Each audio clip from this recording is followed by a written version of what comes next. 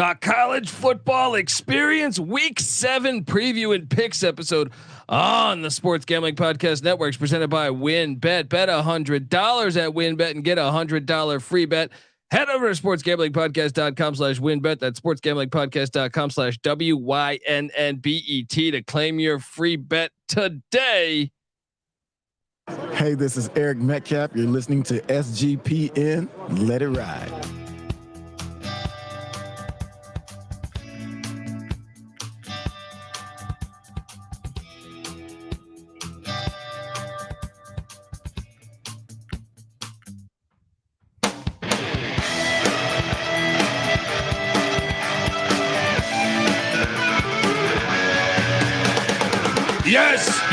Yes. Woo!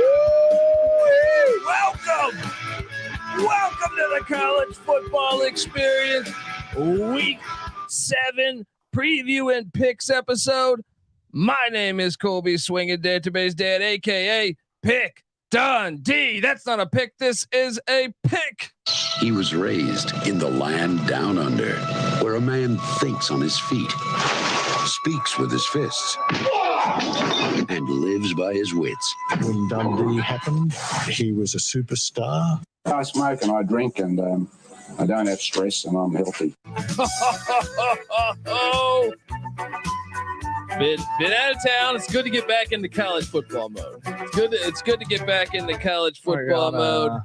Out chasing butterflies out in nature there, buddy? Yeah, I was out in nature. I am joined by the nature boy himself. Give it up for former JMU Duke defensive back, the burrito eating, sideline kiss stealing, wheeling and dealing, Patty C in the place to be. Hi-oh. Well,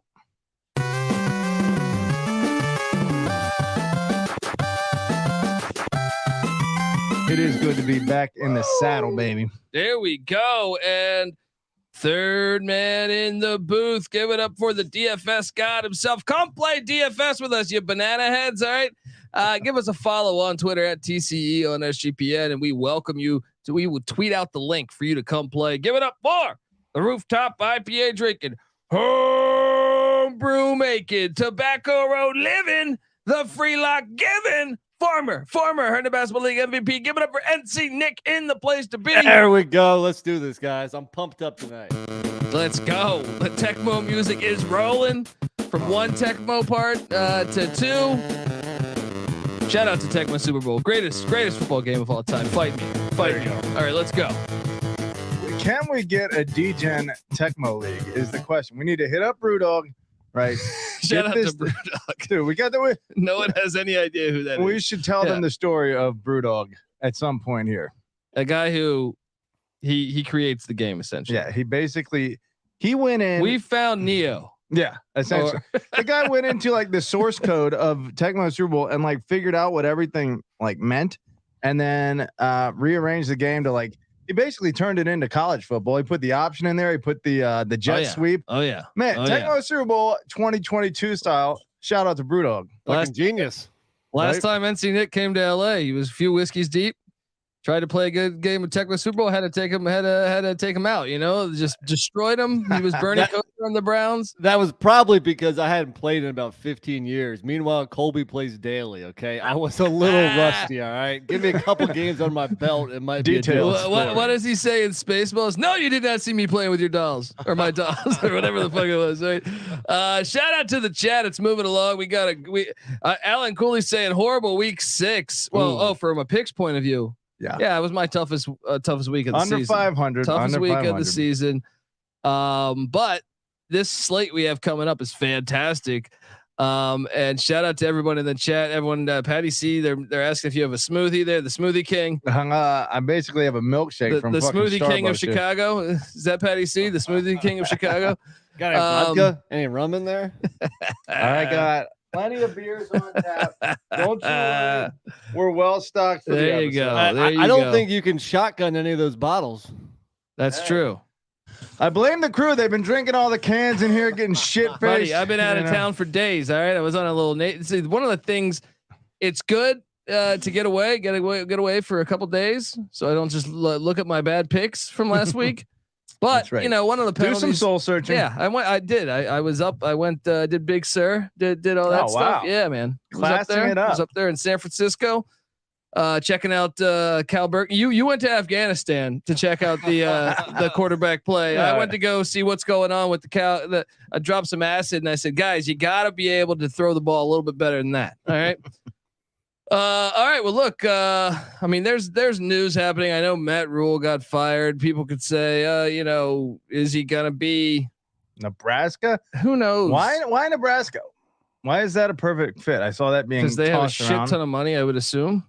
Is he that good of a coach? Do we know? Well, I mean, he resurrected the Temple program. He resurrected the Baylor program. Didn't really resurrect him. You can't. Well, after that scandal, yes. When you're 2 years away from a 10-win season, you're not really resurrecting. Nobody wanted to touch the Baylor job though because of that, right? He did a great job in his last 2 college stops. Let's just leave it at that. Sure, he flamed out in the NFL, but lots of college coaches do. Yeah, I mean, come on. The way they're calling roughing the passer, I think every great coach would flame out over there in the NFL. That's true. All right. Well, look, let's just hop into it then. I mean, there's currently a game going on. Marshall and Louisiana. Shout out to Sunbelt Wednesdays. And shout out to college football on Wednesdays. A little slow start for the Thundering Herd. That's a Who'd name you guys go with? I went with Marshall minus the 10.5. I took the 10.5 with Louisiana. I went with Nick. Yeah. I don't feel good about it. I just think both teams kind of look. I mean, Marshall beat Notre Dame, and everyone wanted to crown Charles Huff the next Saban. Yeah. And I know people were saying, hey, I read an article that like Nebraska should look at Charles Huff, Colorado should look at Charles Huff. I mean, Arizona State, and I'm sitting there like 7-5 I don't last know. year. Yeah, I mean, Doc Holliday set him up with a perfect scenario. Like his team was really good when he walked in. Yeah, were they like 9-3 the year before? It's like, come on. He might still be a good coach. I know Bud Foster was on the show talking about how he thinks he's a good coach, but I think he's got a bigger sample size. Yeah. Bigger sample size. Of course. All right. Well, look, let's just get into it then. All right. And we'll just play some music. Week 7 preview and picks with the college football experience's very own Patty C, NC Nick, and pick motherfucking Dundee. All right, let's go. First game out the gate, Thursday night. What if I told you a story that the Baylor Bears have never won in Morgantown? Ooh. Not one time has Baylor came into Morgantown. No, they've only been in the same conference for like a decade, but 0-5. Yeah. Here they are coming into Morgantown. And last I saw, which, to be fair, I thought that this current game on TV right now, the Sunbelt game was supposed to be in rain. There's no rain there. I hear that Morgantown's supposed to be rain. Who the hell knows these days?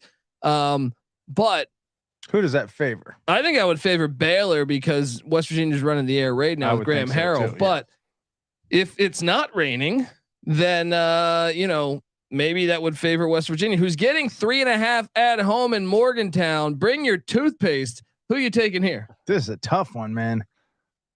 West Virginia, even though they lost by 18 to Texas a couple weeks ago, that's not that bad of a loss, all things considered, and have played pretty well the rest of the way. Meanwhile, Baylor coming off a loss to Oklahoma State, that doesn't mean that much. That's a respectable loss too. So I feel like you got to go with history here a little bit. I got it. Yeah, I mean, I'm going to take I'm going to take West Virginia.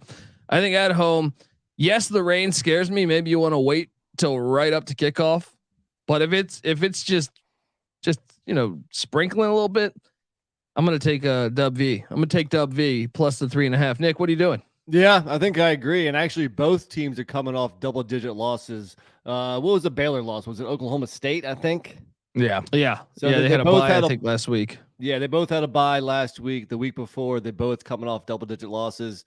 Yeah, man. I mean, we always say it's a tough road trip for Baylor to get to Morgantown to West Virginia. Teams are relatively equal. I do think Baylor is slightly the better team, but you got to go with the home dog in a primetime game in Morgantown. Definitely, no doubt. Yeah, that is a tough one. They got to fly into Dulles. and then catch a bus? Pittsburgh, probably. Through the mountains. Stop at a couple strip clubs along the way. The old Golden Horseshoe. But so all three of us are all three of us going? With, I thought Patty C would go with his Baylor boys. Well, I'm tempted to, but I think Colby's little stat there sways me. Plus, what has Baylor really proven? The best college football team in the land. Losing to BYU, not an amazing look at this point. Beating Albany means nothing. Beating Texas State means a little more after they whooped App State's ass. But and then going to Jack Trice and beating Iowa State, pretty decent. I still think they're a good team, but I think West Virginia is decent. I think they're pretty even. And on the road, getting points, I think you got to go Dub V. I can't find this fucking stuff. There we go. Morgantown, you'll always be home sweet home to me. West Virginia. Good old Morgantown. Now you could Take the you 3.5. could say the same thing about West Virginia though. Who have they beat? Their wins are over Towson and Virginia Tech. Yeah, I mean they played Pitt closely in the opener. You know they looked pretty good that game, but other than that, Kansas, just beat their asses in the second half of that game, and then Texas rolled them. So I don't feel great about WVU, but I think that's the direction you have to go in. Yeah, and I did read off this impressive stat, or I tweeted this one out, and yeah, so I'm on West Virginia too. So I think all three of us taking Dub V there. So bring your toothpaste. But Texas, Syracuse, Ohio State, Pitt, and UCLA have only played one away game this season, and they're the only teams that will still, after this weekend, have played just one away game. Wow. So you're talking about more than 7 weeks into the season. Basically the midway point. I mean, West Virginia and Baylor have played 3 or 4. I feel like that's ridiculous. That's a ridiculous nugget. That's why you need a large playoff. Fuck you. Anyone else who disagrees. And next up, we got a barn burner. This one, actually, I'll be honest. I think this game is more compelling now than when we did our previews in April, when we went week by week, our early previews. I'm a little bit more excited to see Temple UCF than I thought, because I think Temple's better than what I thought. And I think UCF's worse than what I thought. It sounds like somebody's taking the dog. I'm still taking UCF. If it was at the link, that toxic environment there, I would take Temple probably, but I'm going to lay the 23. What is it? 23.5 right now with UCF. I'm going to lay the points with UCF. I don't feel great about it. Like I'm personally going to bet the Baylor West Virginia game. This one, I highly doubt I'm going to bet. Maybe just to have some action going later. What are you doing, Patty C? Well, here's a little nugget that people probably don't realize. Temple has the number 12 defense in the country right now. Unbelievable. UCF number 30 offense in the country. Something's got to give. That is a lot of points, but when you have a low key defense, here's the thing too. John Rice Plumlee up and down every week. Hey, he won last week. I thought that was one of the ones I'm sweating for our win total. Remember, all three of us locked UCF over 8.5 wins. I think we're looking all right right now. Yeah, I think we're looking all right. Even though I thought the team would be look better from an eye test point of view. The number is you got it at 23.5. Is that what you're saying? Yeah, right now. I think I'm going Temple here, even in the moon balance. I don't know. It's a little close. Convince me one way or another. Well, you got Kurt Warner's son. What is it? EJ Warner, whatever it is. That's right. He not as much of a lawn chair as his father, but going into the moon bounce. I mean, has he been in an environment like that? Where's Temple's other loss? Let me look right now. At Duke. No, but he didn't play that game. No, it's true. So I think this is his. Yeah, I guess at Memphis at the Liberty Bowl. Here's John Rice Plumlee's week to week QB rating on the 100-point scale: 90, 31, 87, 33, 70. So he is due for a down week. If Miles will stop trying to make him fucking Scott Mitchell and drop him back. Yeah. Come on. Now that's what he does that Kansas State and Kansas really don't do. They don't get cute. They take the quarterback and they say, hey, we're running first. Run to set up the pass with the quarterback is kind of what they do. And I think Malzahn got it in his head that he's a hot shot, like you said, wants to throw the ball. Yeah. Not with a guy like Plumlee. Shout out to the chat. Josh Beard says he remembers the Tecmo Super Bowl tournament talk. Yeah, only the real ones remember. He says that's right. That's right. Shout OG out to listener him. there. OG listener. Him and Cooley have been on board for a long time. Yeah, shout out to Alan Cooley. I'm sipping on some Irish whiskey once again. The shout out to the Fighting 69.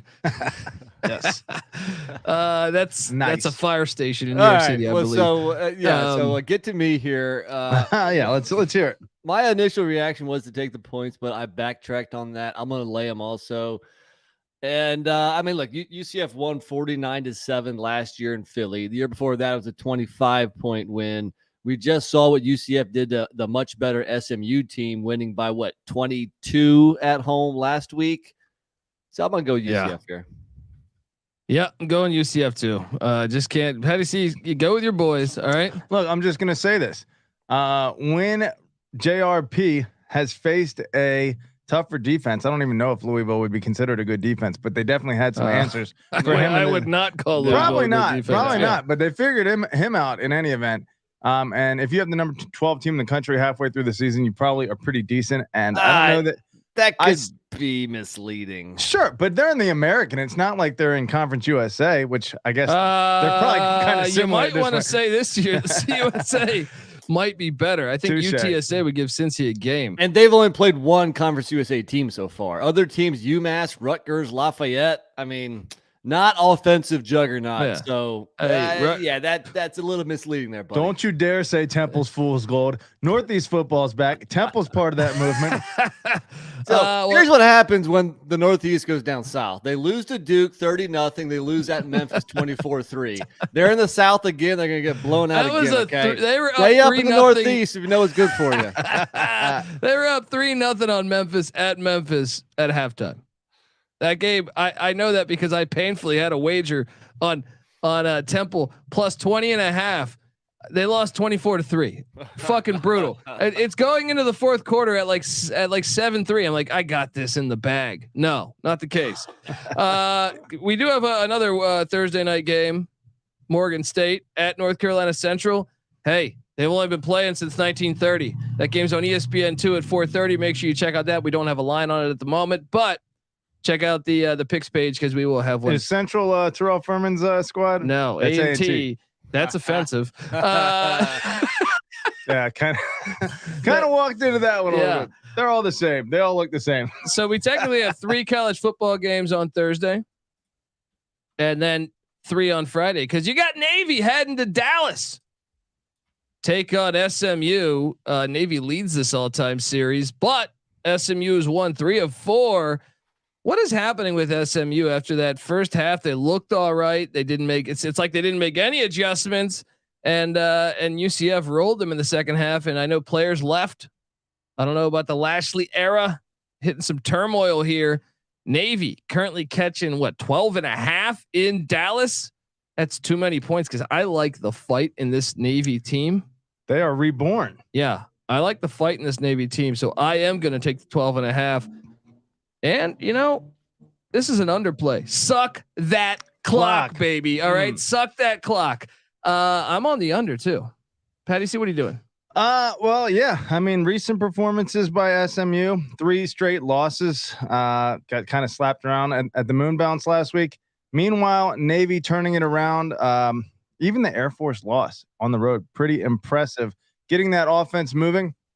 I feel like Texas schools never handled the triple option well, and this will be another iteration of that. I did see a interesting factoid about 50 years ago when SMU beat Navy when they were ranked number 4 in the nation, their best team ever. 50-year revenge game for Navy here. I love it. I love it. NC Nick, what are you doing here? Not only does SMU or Texas schools not defend the option very well, SMU doesn't defend the run very well in general. Currently ranked 103rd against the run. And most people might not be thinking about this, but SMU is supposed to have a full bye coming into this, so basically 2 weeks off. But remember, the Hurricane moved their game from Saturday to Wednesday. So they really only have like a week and a half now, not a full bye week to prepare for Navy. Maybe that matters a little bit. Either way, I'm taking the points. I don't know what I'm missing here. Navy looking good recently. I'm tempted to lock it, but I feel like whenever I lock Navy, they let me down. This was just a 7-point game a season ago. Now, granted, that was in Annapolis. This is in Dallas. Awesome game. Cannot wait to watch. Who wants this to talk one. me into a lock? I'm not going there. No? I'll think about it at the end of the episode. If I don't have enough, which I think I will. Well, let's talk about that. Real 12 and a half. It's pretty close. Fringe right now. lock. So let's Fringe talk lock. about that real quick. I kind of struggled to find as many locks as usual this week. And part of the reason is because this is the first major college football bye week. A lot of teams are on bye. There's only 53 games with FBS teams involved. That is 10 less than 2 weeks ago. So just think about that. There's fewer games this weekend. Maybe you want a little action come Thursday night or Friday, I should say. I'll pull the trigger early. I'm not a pussy. Let's lock it. Do it. Let's go. All right, fuck it. Let's go. Let's go. Give me the midshipman triple lock. Navy plus 12 and a half. Sprinkle a little bit of that plus 360. Oh boy, I want to see SMU's total rush yardage. They allow, like Nick said, 103rd in the nation, 176 yards per game. Doesn't the locker room seem a little weird there? Yeah, Players with those people quitting. transferring Players out, right? quitting. Yeah, it just seems a little bit off there in Dallas. So. You would think Lashley, with having been there before, probably how long ago was he there? 2 years. I think 2 years ago. Was it 3 2 years ago. years? Yeah, Is that it? I think so. Yeah. He was should- 2 years removed, so he might have known some of the upperclassmen. Yeah. Yeah, he should have good relationships already built in. You would think. Maybe, I don't know. Maybe pull a little Zach Wilson. One thing though, I think most of the players that left were on defense, and he was the OC a couple years ago. So maybe he wasn't that tight with the defensive guys. And Jim Levitt's gone. So, could be life after Levitt. It's been tough for South Florida, life after Levitt. So even Colorado, to tell you the truth, since Levitt left. Next up, Friday night, we got a barn burner at the airport. Did you guys see they're painting you should look at our page right now. They are doing the almost like the Miami Vice colors on the field for the airport. Hangar 5 is going to look a little different this week. Nice. What are they like? What are the Miami Vice? Are they doing the Like pink and white and blue or something? because they're doing that night. All black uniforms. So the airport's going to be looking a little wild. I feel like they're doing it at the airport too. This is at the airport, Florida International. I know, but Miami had those alternates. No, I'm talking about the actual field. Everyone in Florida is doing this Miami thing. It's Miami Vice night. Okay. They're probably the fans are all going to wear white. They're so original. What fans? I mean, it sounds to me like you're putting lipstick on a pig here, because FIU should be the pigs because they suck and they're on auto fade, and I'll take UTSA laying that huge number. 33.5 right now. This thing opened up at 27.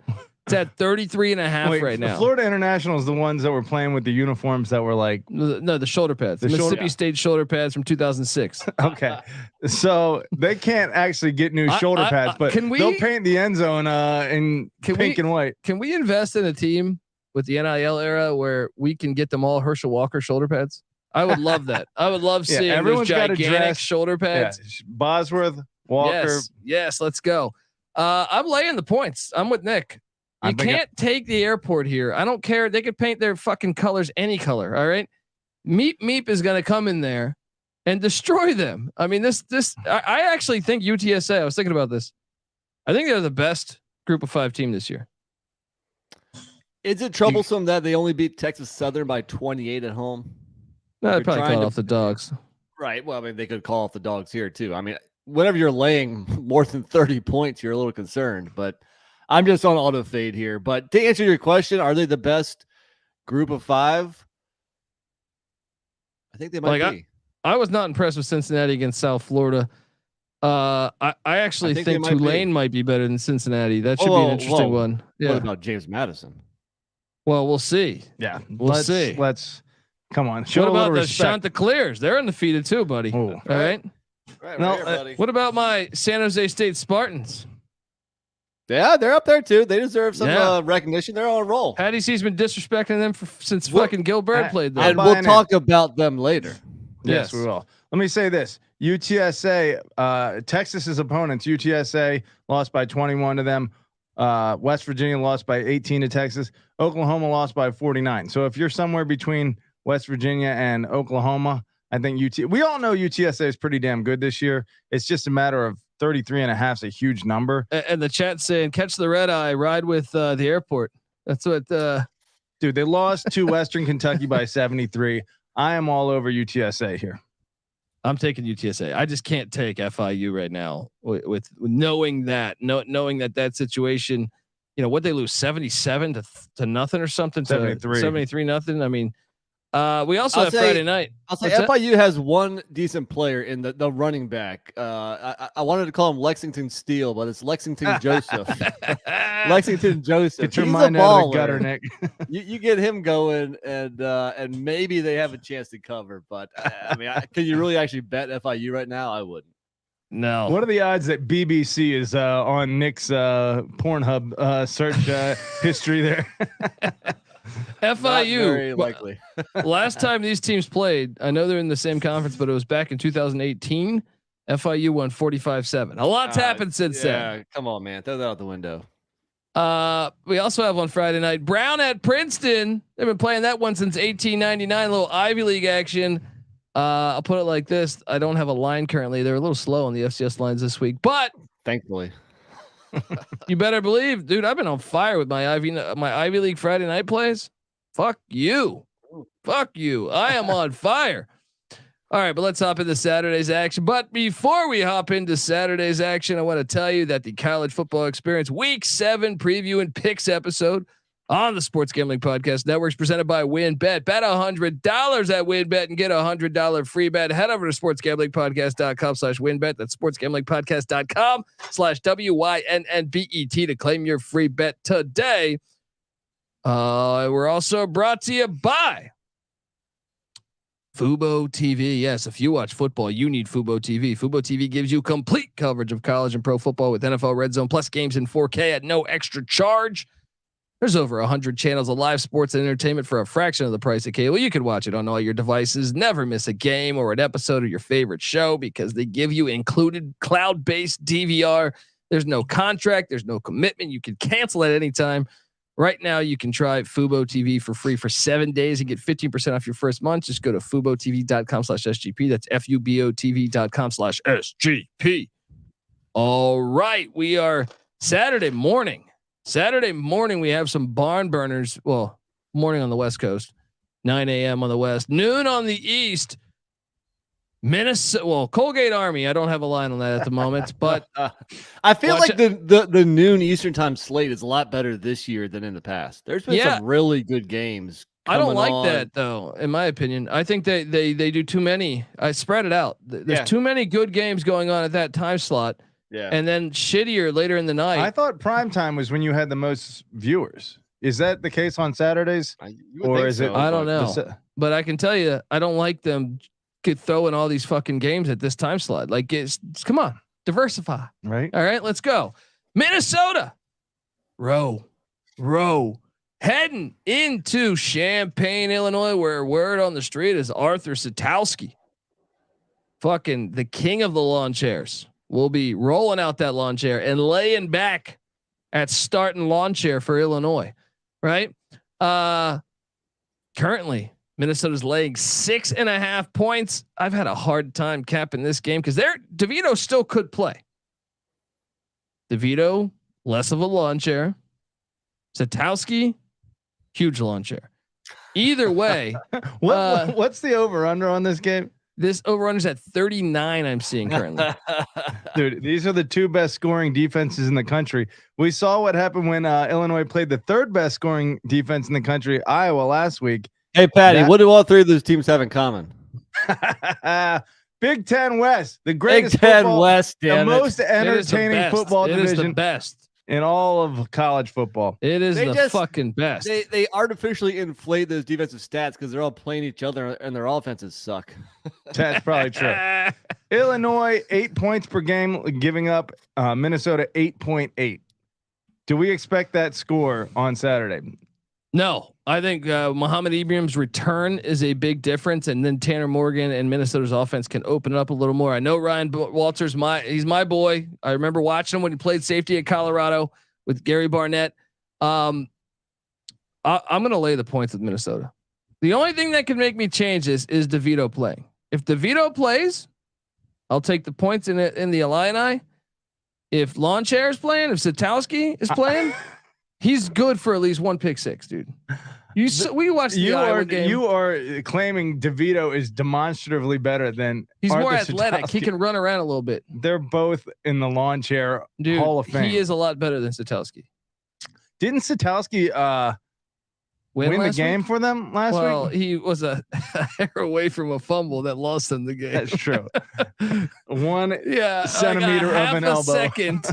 But hey, you go with your Lawn Chair. I got a comment on one thing in the chat, and it's our guy Keith Landry saying, "Your Doan saved me last night." I guess we're talking baseball talk. I'm not an Astros fan. I think he must be getting his Knicks confused. This is football season anyway. Yeah. As much as I like to play some fancy baseball over the summer, I drop it come September, October. So Keith, I'm not sure what you're talking about there, buddy. I don't really care about the Astros or whoever they're playing. Yeah. Subscribe to the MLB podcast. But I'm on Illinois, man. I think regardless of who, I mean, look, it's not like, DeVito's been playing pretty good this year, but it's not like they're winning because of him necessarily. And I still think this is a slugfest. And I think 6.5 is too much for a home dog. Yeah. Who's the best quarterback Illinois has played? Dude, Brennan don't try Armstrong? to give me this Tanner Morgan BS. I don't think he's very good either. No, but he's definitely way better. Like obviously Brennan Armstrong at Virginia sucks. Wyoming's quarterback sucks. I don't think Tanner Morgan's that much better than those guys. No, I was going to say Connor Bazelak. I think Morgan is better than Bazelak, and Bazelak beat them. He's the one guy. He's the best quarterback they've faced this year. He's sad. By far the best quarterback they've played. So I'm going to take the Gophers. It's also a revenge spot. It's also a revenge spot because last year Illinois went into Minnesota and beat them. Yeah, true. But sorry, one more thing. Verlander, dude, that went over my head, man. I got you. Sorry about that. Yeah, I don't know, man. I disagree. I'm on the home dog here. I thought about locking it up, like our man Larry Jones was saying, but I can't do it with the backup. If we hear that DeVito's playing, I'm with you. I'll lock it up. There is a huge difference in their offenses. Minnesota, 21 offense in the nation. Illinois, I've just had it a second ago, is 89th offense in the nation scoring wise. Minnesota's defense is legit. So I that's what I'm saying. I just think, all right, Ibrahim, if you think he's going to be the big difference maker, well, their one loss is when they didn't have him. Sure, and he's been excellent, like 100 yards rushing in every game he's played for the last 2 years. But they see that with Brown in practice every week. Illinois, but they don't see a quarterback capable. This, like I said, this is the best quarterback they've played. Sure, I do think that's a dynamic offense. I just think you're sleeping on Illinois this year is what Iowa is typically, right? They are a slugfest team with a little bit of spark on offense. Where Iowa's kind of the same thing this year, but nothing on offense. Illinois got a little something, and I think that. Also, I wouldn't call Minnesota a dynamic offense. Their passing attack still is pretty weak, especially without Span Ford, their top receiver, gone for the year. So I think they're still kind of one-dimensional, pretty similar to Illinois. Altman Bell, I thought, right? It's Altman Bell, I think. Altman Bell. Sorry, Span Ford is the tight end. Yeah, you're right. Here's the thing. You're a noted doubter of what's his name? Am I? At Illinois. No, I thought it would work. You were slow to accept him. You weren't. You were a little shaky on the hire. I've been on Bielema. I wasn't shaky on the hire. I thought the hire could work. I just thought it would have to take some time. Decent, maybe a good hire. I thought it was a great hire, and it's proving to be a great hire. And Illinois, I never said that was a bad hire. No, you did not say it was a bad hire. You said it was. You said it was a solid hire, but you were not excited about it. I said in Illinois, that's exactly what this team needs, and. I think they're ahead of schedule, and I think they're a big time contender. And at home, getting 6.5. Come on, with Arthur Satowski. No, they are not. That's right, Patty C. Lock it up. Oh, money line, money line. Patty C riding with the Illini. How many times do we have to doubt Illinois? Chase Brown buy you a drink? That's one of his new favorite teams. I'm picking up every week. Yeah. Patty C is riding the Illini, and hey, He's going as Bielma for Halloween, I heard. That's like no outfit necessary whatsoever. Oh man, That okay. reminds me of the Beamer, and we've told that story a bunch. Yeah. We had a guy who went to Halloween as Frank Beamer, and all he did was wear a Virginia Tech shirt and tie a piece of steak to his neck. So Fucked up, but but hilarious. very funny. Yeah. Miami, Ohio heads to Bowling Green, Ohio. Maction is back.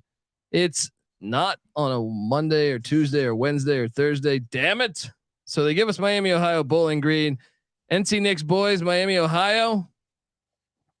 They're still good. They're still solid. They're still solid. But also Bowling Green, I think Leffler, he's running out of time to get some shit together. I'm going to take Bowling Green plus the points because it's Maction. It's the wacky Mac, as NC Nick likes to say. 6.5 points is like getting 100 points in a game in the Mac. I will take 6.5 with Bowling Green. Sprinkle a little bit on that money line plus 210. Nick, what are you doing? no. Apparently, I'm a Miami of Ohio fan this year. I'm gonna ride with them again. They were my pick to win the MAC East. This wasn't like it was a long shot. I think that was kind of the general consensus. But they got the nice win over Kent State, and I think that momentum continues. And I'm not afraid of laying a touchdown at Bowling Green. I've driven by that stadium off the highway. At the Doit? You can't The just Doit? walk into the Doit and grab a They're gonna dub. walk into that Doit and grab a dub with relative ease. Give me the Red Hawks. Is that what they are these days? Well, yeah, I don't know. Just yeah, look here. I'll play this for you. All right. Touchdown. Yes. Touchdown, Washington Redskins. Patty C, what are you doing? 2 weeks ago, Miami of Ohio went into Buffalo UB Stadium and lost by 4. Last week, Buffalo went to Bowling Green, the Doit, and won by 31. Oh, So- people do win at the Doit, huh? yeah, people do walk. Did into you the guys day. see that fake field goal? Oh man, You guys gotta Google that fake field goal. Or Was that, YouTube. was that Bowling Leffler? Green? Bowling Yeah. Green does it's fucking priceless. getting back to pre-2020 Leffler, the worst coach in the country. I don't think he's there yet. I think he's gonna be fired though. He's close. He's close to being fired. He go 2-5. He had the number one returning production in all the college football this year. That's why I do think they will bounce back. I was on them as what heavy dogs to beat Marshall on the money line back in week 2. Very I think nice. they bounce back and get the. Was it the week after Notre Dame? Yeah, You took was. Bowling Green to Yeah. beat Yeah. Marshall on the money line. Yeah. That's a great fucking pick. yeah, buddy. You Pick got Dundee in the house. Let's go. Let's go. All right. Penn State. I'm on Miami, by the way. Oh, I'm sorry. I thought you said that. I thought you already said that. I'm sorry. Kind of implied it. I but guess yes. I guess I don't listen to you. Smart man. Penn State heads into Ann Arbor, Michigan. Penn State currently catching. I'm seeing what? Let me just double check this. I believe it's 7. It might be they might have added a half to this. Let me currently see. No, it's flat 7. Flat 7 plus 240 on the money line. Over under sitting at 51.5. I'm on Penn State. They're battle tested. I think they could win this on the money line. Michigan, I feel like, well, they were impressive in the Iowa game, but the Maryland game, the Indiana game, I thought some red flags there. And I think Penn State is if you listen to the Database Top 25 show, I think they're legit and they've proven it. They've had to go through a tougher gauntlet. This is their 3rd toxic environment. If you want to call the big house toxic, I don't know. It's kind of I know it sells out, but it just seems like It's never doesn't loud. get It's- loud. I say a hostile environment. Yeah. It was pretty hostile for that Ohio State game, and I don't know if Penn State Oh, it's gonna gets be that rocking. kind of rise. Yeah, Oh it's yeah, gonna it'll- be rocking. You got 2 undefeated teams here. Come on, it's gonna be rocking. Give me Penn State plus 7. I'll still take Penn State though. I can't figure out why they're a touchdown favorite, other than maybe last year's success is built into the number. But I mean, even last year in State College, its score was 21-17. So I don't see how you can lay 7. I mean, Penn State's coming off the bye week also. To Alan Cooley's point, maybe a teaser potential with Penn State, bring that up to like 13 or something. I love that. But I'm yeah, I'm locking on it, Penn State, actually. man. I'm I'm locking locking up with it. you. Let's do it. Yeah, let's go. Shit, I'll be in lock happy mode early on because I'll ride with you guys too. Three. Oh, triple lock it down. Here, let me do this real quick. It's easy to see a tide turn. Penn State +7. I will say, if you can get a 7.5, obviously that's a lot better. But and it was 7.5. I thought I saw this morning. Maybe that bounces back. I don't know, but either way, Penn State. I'm actually gonna play the +240 on the money line too. Nice. I'm gonna play and I could easily LW. see it. It's Nicholas Singleton. I think you're thinking Devin Singletary on the Bills. Nicholas Singleton is the freshman running back for Penn State. He's looking really good. Oh, the 5-star. Yes, he's a beast. I play him in DFS all the time. I would have known that. I didn't. Did you say Devin Singletary? This guy's over here having a few whiskeys. No. LW in the chat did. Oh. Well, Mike Singletary. No, I'm joking. We're all over the place. Let me ask you this. Does the back-to-back road for Michigan, are they a little tired out? Meanwhile, Penn State coming off the bye. That could be a factor you would think in I Penn think State's it all favor. goes in Penn State's favor. Here's another thing. Penn State has had kind of a cakewalk too. What? Would you agree? No. Let me see. I mean, who At Purdue and at Auburn? That's pretty good. Yeah. Auburn hasn't been great. It doesn't matter. The fact you have to go win at Auburn and win Sure. by 30. Purdue I would Better argue than that they Michigan, had, Slate. better than Michigan is what I was going to say, but Penn State's not that hard. What? Central Michigan, I actually think it's the hardest resume in college football right now. Ohio, Central Michigan, and Northwestern all at home. Those are not ass-kicking games. Those Okay, are kind of but cakewalk games. You went into me another school that's gone into two crazy environments. Power like that. fives? Yeah. Sure, although Auburn was a hair away from is still a hair away from firing their coach. Not like they have like championship aspirations down there. And Purdue, I mean, I just don't think I give you credit for both of those wins. I think it's a decent schedule. Show me a better resume than that. There's not one out there in college football. Probably not, but that doesn't mean it's still been a hard schedule just because everyone's schedule is like dog shit. To me, I mean, to start your season on the road at Purdue, a team that is very close to 5-0.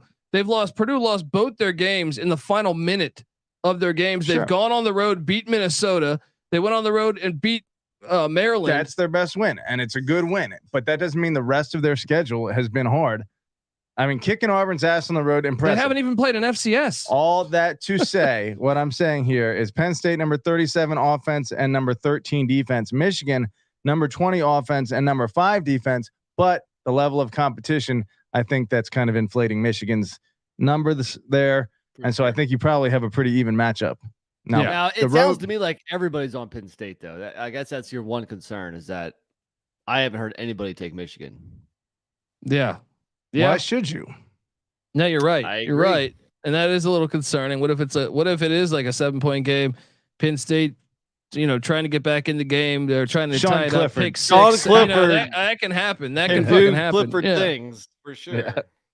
All right, next up, big one in the Sun Belt, Fun Belt, ODU, the Monarchs heading down to Conway, South Carolina to take on Big Bird and Grayson McCall at, Coastal Carolina on that teal turf. Coastal is laying 12 right now. I'm seeing 12. It's too many points. They play a bunch of close games. Look, I locked up ULM last week. That was easy. Hope you cashed in, folks. Yeah. One of the ones I got right last week. I didn't have a great week. And ODU +12. Give me that all day. Let's go. Nick, what are you doing? That was my initial reaction too, but I'm switching it up. I'm going to go Coastal here. And I understand what you're saying. All the close games, like when I first saw the line, I was like, oh, give me ODU. But then I was thinking like Coastal's back at home. They're getting healthier. I mean, look at the offenses. Coastal Carolina has the 28th offense in the country. ODU is 117th. If there's a team that can't keep up offensively with Coastal Carolina, it might be ODU. Even if they're coming off a bye, I switched over to Coastal Carolina, actually. Give me my shot. shots. I still say, I mean, you look at the injury report for Coastal. Questionable is their tight end TJ Ivy. Out running back Nate Hope. Out wide receiver Aaron Bedgood. Doubtful running back Reese White. Out running back Braden Bennett. Doubtful tight end Jaleb Jenkins. I still don't think they're that healthy. Give me the Monarchs. How much ass do you think Bedgood gets? That's not as much as Big Bird. Like Big Bird flies in any weather, man. I mean, Bedgood. You figure like guys like Smith. What are some of the like Miller? All these people got their names from what they did great. Bedgood, his ancestors laying pipe like a champ. Oh, he definitely eats ass, right? He definitely eats ass. But All right, Patty C, you're taking ODU. Coastal has been fucking around too much, man. They've been needing to come back, and meanwhile, ODU playing great defense. I feel like a lot of the time, I'm on ODU to cover and keep it really close and maybe pull the upset, but I'm just not sold on Coastal this year. They're playing with fire. Great defense. Hold on. So yeah, I mean, against UVA and Virginia Tech, which have totally Patty C has them. Patty C has them as the top two teams in college football. I am paying a little closer attention to those games. So let's not forget ECU put up 39 on ODU. Whoa! Liberty put up 38. I think Coastal can put up roughly, mid 30s as well, and that might be enough to cover this. ECU would have had 51 if they could have made a field goal or an extra point, but we won't go down that rabbit hole yet. Auburn heads to Ole Miss. They've been playing this game since 1928. Patty C. All right.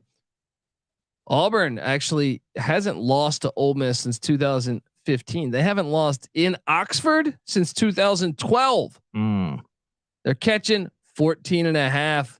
Hotty toddy, Patty C. Is that what you're saying over there? 14.5. I am saying hotty toddy, obviously on the money line. I guess you wouldn't call it the money line, but I would say Ole Miss is not going to cover that. I'm still believing. Still believing Auburn keeps it close. Look, short Georgia blew them out, but everyone else, Auburn kind of.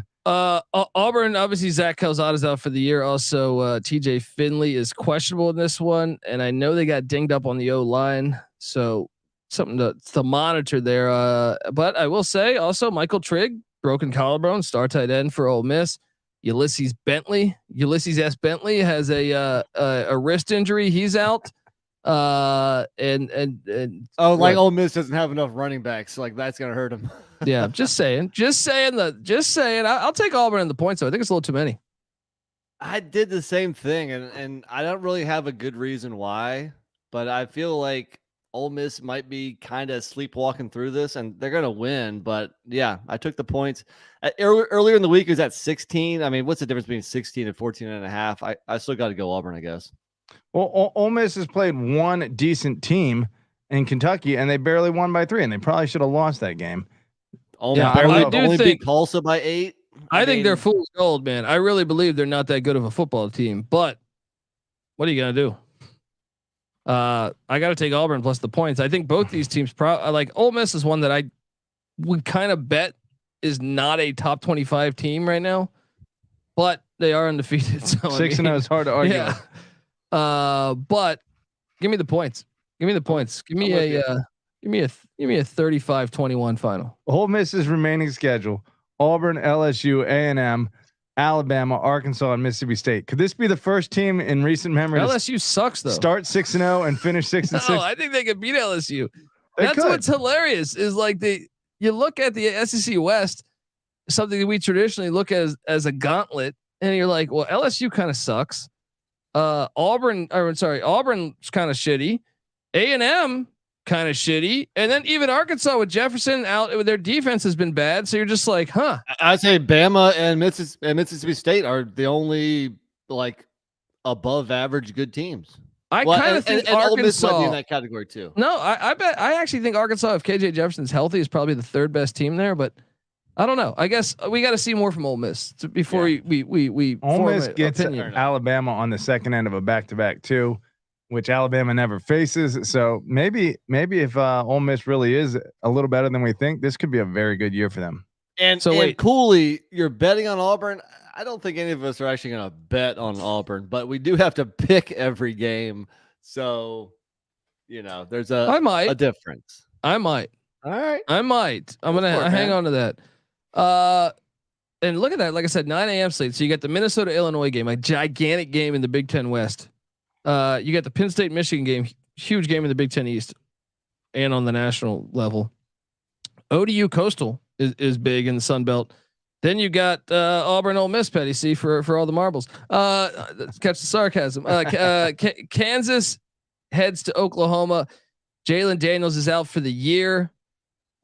Dylan Gabriel should be back. Did you see his response to that? His response to that was, "That's news to me." So, I mean, he's definitely out this game. Okay. But maybe there's some hope, towards, December or late November here. So my problem is the ground game. I mean, Bean played good, but he is not a runner. He's more of a he's a mobile quarterback, but they don't run he's not. I don't think he's going to run for over 100 yards. Jalen Daniels was running for like 100 yards a game, and then you have Kai Thomas, who I think is questionable, the Minnesota transfer at running back, and then Daniel Heshaw's out. The team's starting to get beat up a little bit. However, they run for a lot of yards per rush. First off, they're getting like almost like a pretty decent amount of yards per play. Yeah. But Oklahoma has the number 121 defense right now. Is that what it was? I think I did a show yesterday and I thought I had that nugget pulled up. But take? No, I'm taking Kansas. No, plus I mean the point. I meant like give or take like around 121. Oh yeah, they have the 88th scoring defense. Let me find their but yards per play. They're either giving up way, like 7 yards a play. It's very bad. Okay, so they have the 117th defense in the nation in terms of yardage. That's terrible. Yeah, no, there you go. And Kansas is 6th in the country in yards per play at 7.3 yards per play. Okay, I thought Jason Bean played well enough that's still got to be a major concern for Oklahoma. But now we have seen Jason Bean before at North Texas. Yeah. Well, and also Kansas last year. Yeah. He started the year as a quarterback. I don't know if he can repeat that performance every week. But I don't know that Oklahoma's pass defense isn't great either, though. I'm not jumping off Kansas. I'm not. Yeah. I'm taking them. Give me the points. I'm going to ride that horse, till she bucks me. And she didn't buck me last week because it was a push. I'm still on Kansas, but I'm a little worried about Bean because he looked good in that relief effort last week. I just don't know if he can do it again because he's looked very average in the past. I got Kansas plus 7.5 last week, so they still haven't fucked me. That's why I'm taking Kansas. And by the way, they are 8-0-1 ATS. If that I think I kicked it was 7. Yeah. And 3802 or what's up, man? But he says how many losses until Venable gets the boot? I mean, this is his first year. He's going to have at least a second year. I don't know if anybody's been ever fired, 6 games in. So I think he's safe for now, but obviously there's concerns about the coaching staff there for sure. Yeah. Kansas rock chalk. I do think we should consider this one as a lock. I'm not going to do it yet. I can't do it. I'm not ready to lock it either until Daniels comes back, but let's give Venables a little break. Kansas State at TCU and versus Texas in Dallas. That's not exactly easy competition. They didn't beat anyone good prior to that. Sure. Yeah. Sure. So and we don't know a lot about this. To Kai Holstein, I think new to the chat. What's up, man? To his point, is Venables overrated? Was it more Dabo at Clemson? Well, let's just say we've seen other Clemson coordinators move on to head coaching gigs and they haven't succeeded. So there might be something on that. I'll say this. Oklahoma was very active in the transfer portal this offseason, but I thought, they did lose a ton defensively. Yeah. They lost a ton. I mean, USC stole their whole fucking team, I feel like. Yeah. So I think you got to be patient. Oh, you got to give a new coach time. You can't rush to judgment 5 or 6 games in. I agree. This is still the 9:00 slate. Iowa State's heading into Austin, Texas. They're getting 16.5. And I did see last night a 17 out there. What am I missing here on this spread being like this? What the fuck am I missing? Give me Iowa State and the points. This is it seems like people are buying the Texas hype heavy. Dude, I don't even want to start with that shit because, hey, they've played one fucking road game and they lost it. Oh, I know. Quinn Ewers was out. I don't give a shit. Yeah, every other team's had quarterbacks in. How many injuries can you go for every team? They went to the road in Lubbock and lost. They've only played one. This is a home game again. This team, everyone wants to say that they're going to make the college football playoff. Get the fuck out of here. That's ridiculous. It is absolutely ridiculous. I should do we should do a podcast. We're going to say, is Old Dominion going to make the playoff? Because it's absolutely fucking ridiculous. Give me the points all day. You know what? Fuck this. Lock it up. It's close. Lock it up. Lock it up. Number 11 defense in the country, giving 16.5. Kind of disrespectful. I mean, yes, Bijan Robinson, super weapon. Quinn Ewers back, big difference. 49-0 against Oklahoma last week, jaw dropping, but it's a disrespect to what Iowa State has been doing for the last few years. And Matt Campbell has his ship much tighter than this Venables is a fucking does. Lock, dude. This is my number one lock this week. I'm tempted. I am tempted. You know why though? Why is that? Campbell never loses. He never gets blown out. He very rarely gets blown out. His losses this year, 7, 3, and 1, right? I'm getting screwed by the refs and pretty much all of them. And then you go back and look at the year prior. Go look at the year prior. 10-point loss to Iowa, right? 2-point loss to Baylor. I mean, you go down the ranks. West Virginia, 7-point loss. Texas Tech, 3-point loss. Oklahoma, 7-point loss. Clemson in the bowl game, 7-point loss. He loses close. He's gonna cover this. We went back a few years on that. That's been the case for a while too. Yeah, right? yeah. I feel like since he's been coached there, with the exception of like the first year, it's been a little lock heavy early on, but I will fucking ride with you once again. Let's go. NC Nick, you coming? Dude, so I love the fade the hype angle because everybody's on Texas. They forget that just 2 weeks ago they lost to Texas Tech. And I mean, like, who is hungrier? Who needs the win more? I mean, Texas is riding high off that big Oklahoma W. Perfect spot for Iowa State. I was definitely on the points. The more you guys talked about it, you know what? Let's triple lock it. Let's do it. Oh, yes. Let's go. Cyclone Nation. I don't want to lose my individuality here, but you are making some good points. So I'm going to make a point of it, though, not to lock some of your guys' other shit. I don't want to get convinced. Who cares? It's your record at stake. You are in third place right now, considering me and Nick are ahead of you. Look, my issue was I locked West Virginia at Texas a couple weeks ago. Lost that bet. So I was a little gun shy at first, but I just needed a little But West Virginia gets blown out all the time. They get blown out all the time. You can go West Virginia actually had a very good record against Texas. I understand that. So you can't just use the historical performance because those teams are not the teams this year. But I just like situationally speaking, this is a great spot for a cover. I'm not saying Iowa State's going to win. They could, but yes, they could. But it's just way too many points. Plus 600 on the fucking money line. Texas has had some pretty impressive Buffalo Trace here, man. Oh man, let's go. Last year Iowa State won 30-7 against Texas. This is still the 9 a.m. slate, though. You see my point? They should have spread these out a little bit, man. There's too much action going on. Fire. And this one, big one, Patty C. Central Michigan heads to Infocision Stadium, or whatever the fuck that new stadium's called for Akron. Akron's 1-5. I don't know about my over 2.5 wins. I need a Maxion upset. Could this be it? They're getting 13.5. Give me the Zips plus 13.5. Nick. Yeah, I mean, Akron's been road warriors this year so far. Only 2 home games, 4 away games, and look, they're 1-1 at home with only a 3-point loss to Bowling Green. I don't know if that matters, but it's the Wacky Mac. Give me the home dog with all those points. Yeah, there we go. Patty C, what are you doing? Zipping it up? Let me tell you this. We rode Joe Moorhead. We said he's going to immediately turn it around. We did the same thing with Jay Norvell with Colorado State. It's taken some time, but he finally got off the schneid, right? Let's look at the point totals for Akron. Obviously, let's forget the FCS game to open the season, but I can't forget that one. It was very important for my win total. That's true. Yeah. They beat St. Francis in overtime. Okay. But then 0 points, 6 points, 12 points, 28 points, and 34 points.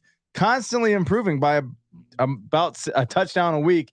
If they're getting up to 40 this week against Central Michigan, he gets over the hump and Akron gets the win. So I am on.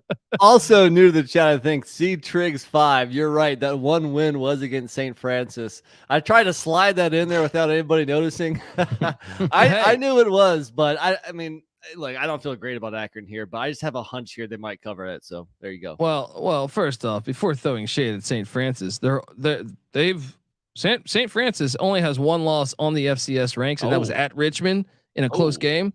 So watch out. Stadium. Watch out. The Red Flash are coming. They're in second place in the NEC right now. I don't know though. Is Central Michigan that bad? They've played some tough competition. Oklahoma State, South Alabama, Penn State, Toledo, and Ball State. I think the problem is they have a lot of injuries. That's why zip it up, buddy. You know what? Zip it out. I'm switching. I'm on Central Michigan. Don't zip it out. I'm going Central Michigan just to be different here. I need to see more from old Joe Moorhead. All right. Patty C tries to tell me this was one of the strongest rivalries in college football. Miami heads into Blacksburg. I was about to say, has any rivalry lost more luster than this? It was a rivalry for like 4 years. Yeah. But it was fucking awesome for 4 years. It was. Mm-hmm. And so was UConn and Ball State. All right. Miami's laying 7 in Blacksburg. What am I missing here? Give me Virginia Tech +7. This should have been a night game, but Miami sucks. Virginia Tech sucks. They're on the road. Virginia Tech's defense, I think, will be able to hang with the Hurricane. Give me the 7 points and the Hokies here. Let's go. Patty C, what are you doing here? Gobble, gobble. I am disagreeing with you. That's what I'm doing. Virginia Tech sucks. If you didn't notice, 23-point loss to West Virginia. And Miami, where's Miami's 31 great performance? loss. Wasn't Dundee on Virginia Tech last week at Pitt? Yeah. 320 rushing yards and 6 touchdowns later. Fucking Israel Akanabana, or whatever the fuck his name is in the record books at Pitt. Look, Virginia Tech is dog shit, and Miami. Look no Who's further. the more questionable hire right now, Mario Cristobal or Brent Pry? I would say Pry. Really? Yeah. You know they lost to Middle Tennessee by double digits in Miami Gardens. Yes. Here's what. All right. Let's look at North Carolina. At least Virginia Tech's loss at ODU was on the road. Come on. Look, when you have a common opponent, you back-to-back weeks, that should give you an indicator. North Carolina beat Virginia Tech by 31, and then the next week beat Miami by 3. But the Virginia Tech had to play at Chapel Hill, buddy. It's completely different. Okay, Miami's going to win this game. Trying to twist this bullshit. The 7 points is right on the edge, but I'm still going Hurricanes. For me, Virginia Tech is almost on auto fade now. 111th in total offense, 115th in scoring offense, 94th in passing, 111th in rushing. I mean, I can't take the Hokies right now. I'm on Miami. And look, I'll see you at the winner's circle, buddy, because I'm gonna cash. I'm gonna cash this thing. Miami's won 7 of the last 10. There have been some of them decently close games, but Miami's gonna get this dub. No, they can't go into toxic environments, man. Come on. How lit is the environment going to be at 12:30 or something with a team that sucks? Well, compared to what Miami's used to, by the way, Miami's one of the teams that's only played 1 away game. This is their second, and they lost to they made A&M's offense look somewhat decent. Let's go. Did you say Knowles. this should be prime time? Why the hell should a 2-3 versus a 2-4 I didn't say that. Prime time? What? I didn't Somebody say said that. it, right? I said Grant Knowles. Grant Wells, I mean, is going to throw for 300. All right. Yeah. Anytime you're insulting Grant Knowles, you've accomplished something. Look. All right. Whatever. We've talked too much about this game. All right. Next up, Buffalo heads to UMass. Northeast football is back, baby. This is the last of the early morning slate, essentially. Look, Buffalo, Maurice Lindquist. Things are happening here. I'm laying 17. Marquise, you guys corrected me last week. We're always messing this guy's name up. Isn't it Marquise? We got to get. I think it's Maurice Lindquist, right? There's a Q in either his first or his last name. It's either Lindquist or Linguist, and Marquise or Maurice. What did I say? I said okay. So I said Maurice last week. Let's figure this out once and for all, guys. Google that shit. What's his name? Maurice Lindquist. Maurice? Yeah. I said that last week. You guys corrected me. No, you said Marquise. There is no Q. You were 6 bourbons deep. Maybe I said Marcus. Yeah, maybe I don't know what you said, but you said it wrong. All right, and I'm on and Buffalo. Oh man, the Bulls. It's easy to see a tide turn. I'm on Buffalo. This is the look UMass. It's going to be a project, but Buffalo, they're looking all right. All right, let's go. Yeah, Buffalo is, and I got to pull up UMass's recent performances, but my impression of them has been they covered last week. Continued to suck. UMass covered against Liberty. Only 18-point loss. Only a 7-point loss to Eastern Michigan. Maybe UMass is coming around a little bit. Even still, though, Buffalo's recent performances pretty damn impressive. I got to ride that. In the McGurk, tough to go into the McGurk. I'm on Buffalo. I'm 3 straight. Yeah, I was very down on Buffalo this year coming into the season, but he's making me a believer. Go Bulls. Yeah, Lance who? Ooh, We got a JMU guy on board. Well, he left the. It wasn't like the cupboard was empty. You know. He Here's did some talent. take everyone. Here's some talent. He said. Maybe Nebraska should hire Maurice Lindquist. Yeah. Could be. UConn heads into Ball State. Muncie, Indiana. UConn's already cashed the win total over 2.5 wins. They're 3-4. The disrespect from NC Nick saying that UConn and Northeast football is not back. Jim Mora Jr. saying, fuck you, buddy. Give me the points and UConn. And I'll be honest. I thought about locking this game up. I'm taking the points in UConn because you know what the big difference is? UConn's defense is not bad. UConn's defense comes to play. I think they can hang around and look at UConn's defense the past 2 weeks. Held Fresno to 14. I know they didn't have Jay Kaner. 92 defense in the country. But they played Michigan, NC State, and Syracuse. What's their combined records? You jackass. Okay, so maybe they're getting better. I'm joking, but I'm saying Fair enough. I mean, obviously, but they're not there yet against Michigan, NC State, and Syracuse. But against Central Connecticut State, held them to 3. Fresno had them to 14. The Airport had them to 12. That's actually a pretty decent point. Under 2 touchdowns. I know it's your boys. I know you get sensitive around Ball State. All right, but what are you doing here? It is pretty tempting. That beating Fresno is really impressive. I do think Muncie actually might be a tough place to win. But still, it's 9.5. I'll put it like this: Nick hasn't drove by Muncie. All right, he hasn't drove by Schumann Stadium because he's afraid. Yeah, he's all right? shook. And that's why. What are you doing here, Nick? I'm not afraid to take UConn in the points. Give me the 9, man. I do think Ball State probably wins, but this has like a close game written all over it. And I think it's too many. Ball State might be fool's gold. Barely beating Central Michigan by 1. Barely beating NIU in double overtime. A game they had to come back in, right? Yeah, if I'm not mistaken. No, they were down 10 in the 4th. That was a wild one. By the way, the weather delay is over and the Sun Belt matchup is back on. Woo! Love to see it. Yeah, there we go. Good matchup there. I am gonna go with you guys. I'm gonna go UConn. Let's go. All right, that concludes the morning slate there. That's a great morning slate, isn't it? Fire. It's really a whole day's worth of football. All right. Well, before we get to the next slate of games, I want to tell you that the college football experience is brought to you by Odds Trader. Odds Trader is the place to compare odds from all the major sports books. You can also compare the different sign-up codes and promo codes from sportsbook to sportsbook to assure that you get yourself the best deal possible. It also has a bet tracker so bettors can keep records of all your games and betting activity. So go to oddstrader.com/Blue Wire. Odds Trader, the #1 site for all your game day bets. All right. We are back talking Week 7 college football. Patty C. The California Golden Bears are heading into Boulder. I think I need to play this clip. Hippie Olympics. Doesn't matter who wins because they're all losers. No game has ever deserved that clip more.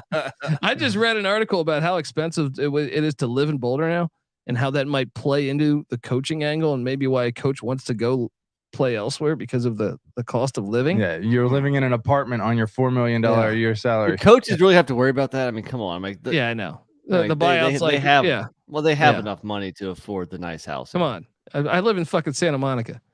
All right. I look at I come on, guys. Who we kidding here? You guys live it. I live in fucking Santa Monica. I went into an open house walking down the street. This is a fucking 1-bedroom house. That's true. Right? A 1-bedroom house. Yeah. For $3 million, $3.4 million. Right? Exactly. Woo! If I can afford to live in Santa Monica, did you pay cash for it? You can afford to rent in Santa Monica. I'm pretty sure he wants. I'll be honest. They were like 3 minutes away from kicking me out. They're like, this guy. They're asking me questions about my job. The value is dropping every minute here. They're like, so what do you do for a living? Right? And I go, why? What do you mean? I'm a writer. You know, pick Dundee. Never heard of him. Right? Cal's laying 14.5 in Boulder. I'm taking Cal. Mike Sanford's the interim head coach. I wouldn't trust Mike Sanford coaching Dream Team 2. Oh no, Dream Team 1. 2 was actually much shittier. Dream Team 1. All right. Who was on Dream Team 2? Oh, it was Hakeem Olajuwon. Who was on Dream Team 1? Michael Jordan. Pretty sure. Oh, yeah. Okay. Yeah. Christian Leitner. Yeah. Actually, Dream Team 2, because by the time Dream Robinson was Team on both, 1 actually. was going, Magic Johnson was a little long in the tooth. Larry Bird had spinal issues. Christian Leitner somehow got there because he played the white privilege card. Oh, yeah. And Dream Team 2 might have. I think Dream Team 2 might have given him a run. I think they might have beat him. Let's go. That comment by James Hovey, hilarious. What did you say? What's that?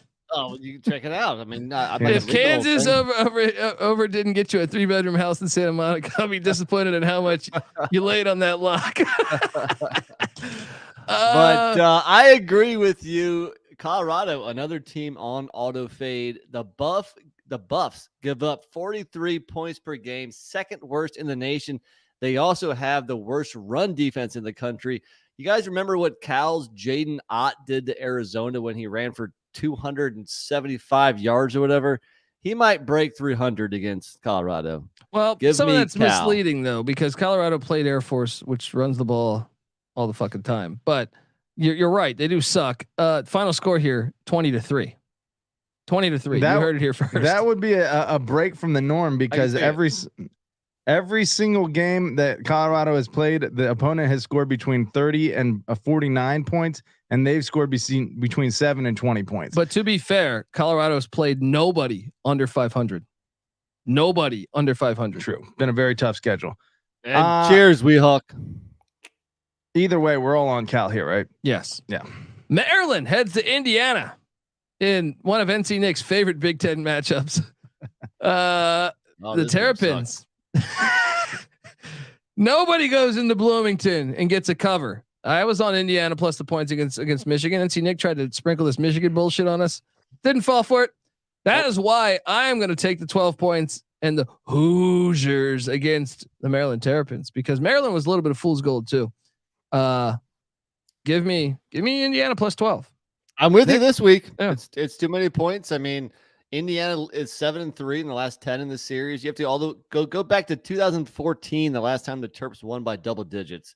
Granted, all that might not mean anything for this matchup, but I just think it's too many points. Indiana's at home.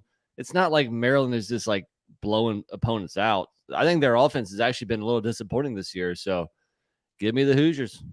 Patty, 100%. Even though Indiana started out 3-0 and has lost their last 3, they're not very good either. Well, 2 of those on the road at Cincinnati, Nebraska, and then hosting Michigan. That 3-game skid, a little bit understandable. I think they get back on track against Maryland. Maybe get the dub, but at the very least cover 11.5. Outrageous. It is outrageous. Hang on for 1 second here. And we're back with side B of the college football experience. Here we go. Next up, Alabama heads into Knoxville, Tennessee, where Tennessee hasn't won since fucking Johnny Majors was coach. I feel like in this rivalry, this is what, honestly, like 2006, I think it is. Wow. I think it's something like, I'm pulling it up right now. What are you guys doing here with, well, this was a hard game for, cause you have the Bryce Young situation. Is he going to play? Bama's laying 7 currently, flat 7.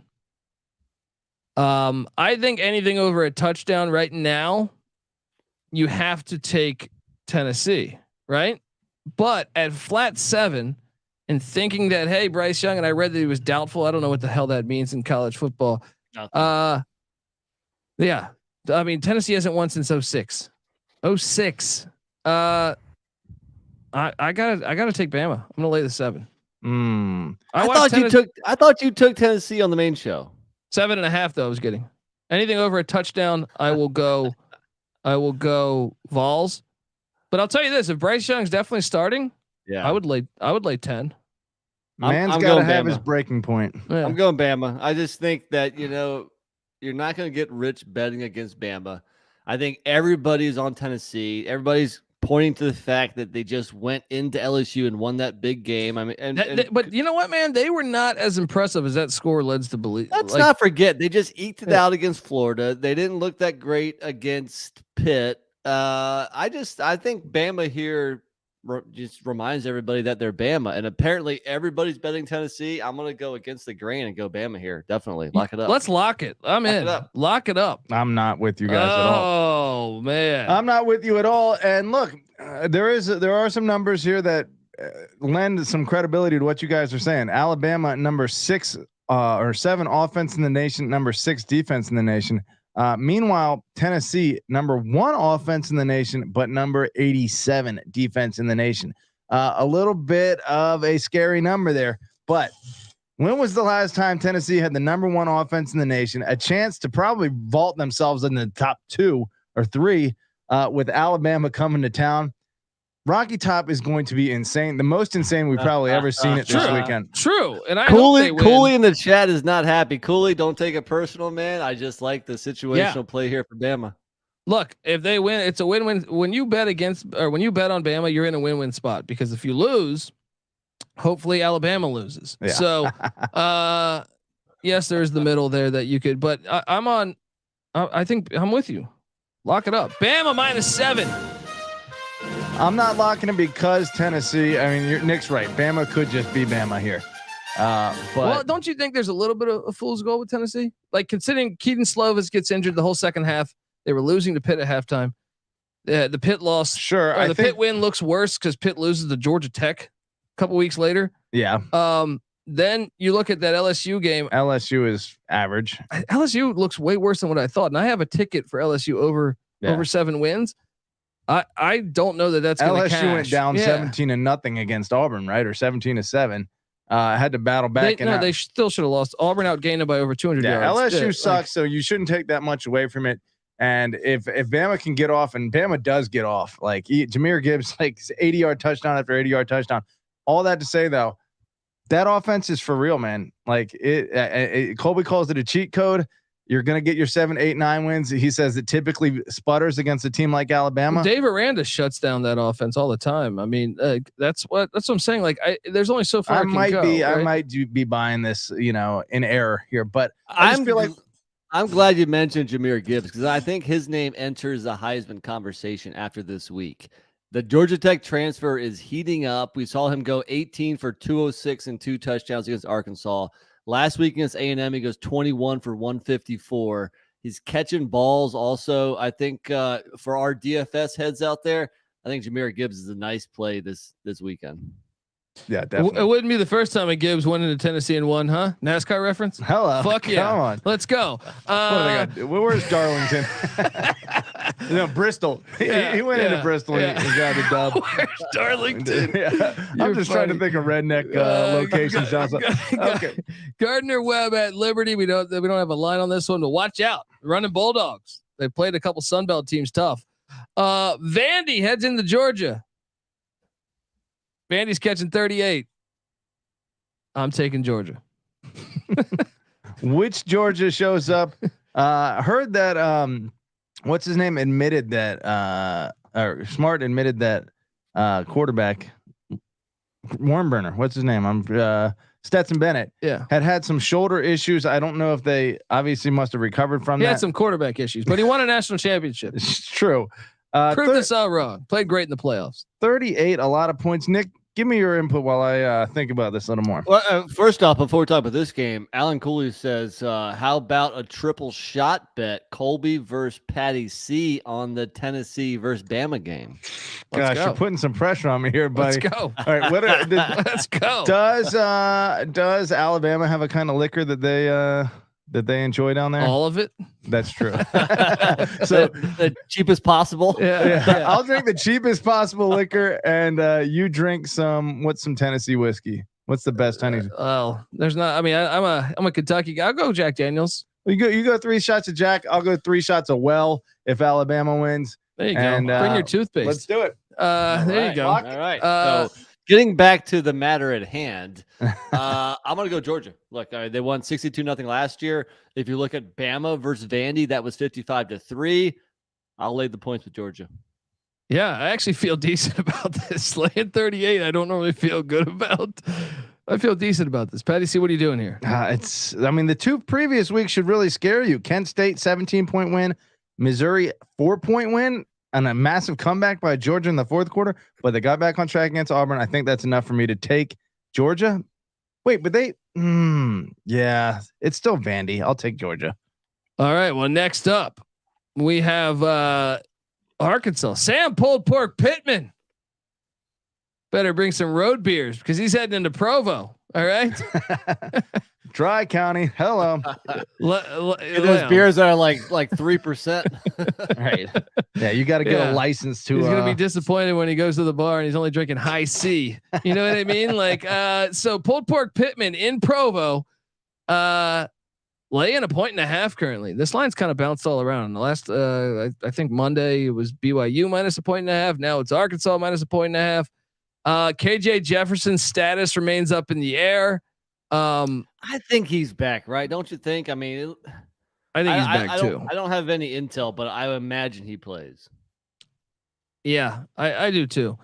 However, I'm going to take BYU because this place, I think there's a sneaky good home field advantage in Provo that most teams take an L there. I feel like when they come up, most like Power 5 teams that when they go to Provo, I feel like they take an L.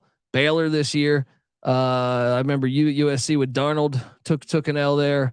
I just feel like it's tough. Mississippi State with Dak, I think took an L there. So give me definitely BYU. A tough place to play. What are you doing here?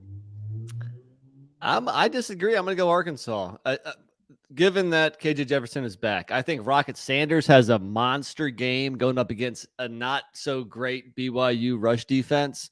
And if KJ Jefferson is back, that provides the dual threat capability. And I think Arkansas is still a legit team, even though they've lost 3 in a row. I mean, talk about needing a win. Talk about hungry. They're going to go up there needing a W. And I think Pittman can get that W on the road, even in a tough environment. Tough game, though. I think one of the problems, I think KJ Jefferson and the run game will be able to move against BYU, but I think Arkansas's defense has been terrible this year. And to me, especially versus pass. Well, and what are they getting healthy? BYU hasn't been healthy all year. Now they finally have Romney and Nakua back. So I think they're going to be able to move that ball in the air against them. This is a hard game to cap. I'll be honest. I can totally see both teams winning this, but I'll go with the home team. Hardest thing to do in college football is win on the road. Let's go. Agreed. I think it's a hard place to win. I think a team like Arkansas in particular, going to the mountains is going to be tough on them. Didn't they take a loss at Colorado State a couple of years back? They did. I think we're going to see a little similar situation here. Currently, Arkansas's defense number 121 in the nation. They're going to make Jaron Hall look like who? Steve Young. Yeah, Young. I thought Mark Wilson. I was trying to name a Hall. I was trying to name a Hall. I was I'm naming BYU quarterback Steve Sarkisian. There you go. I think Steve Young's the most accurate. Okay. So yeah, I think I got to go BYU on the money line here. Obviously, not much of a money line play there, but I think they get it done at home. And Arkansas is upset. I see it. Oklahoma State. This game's awesome. This game's really awesome. Oklahoma State heads into Fort Worth, Texas, take on the Horned Frogs.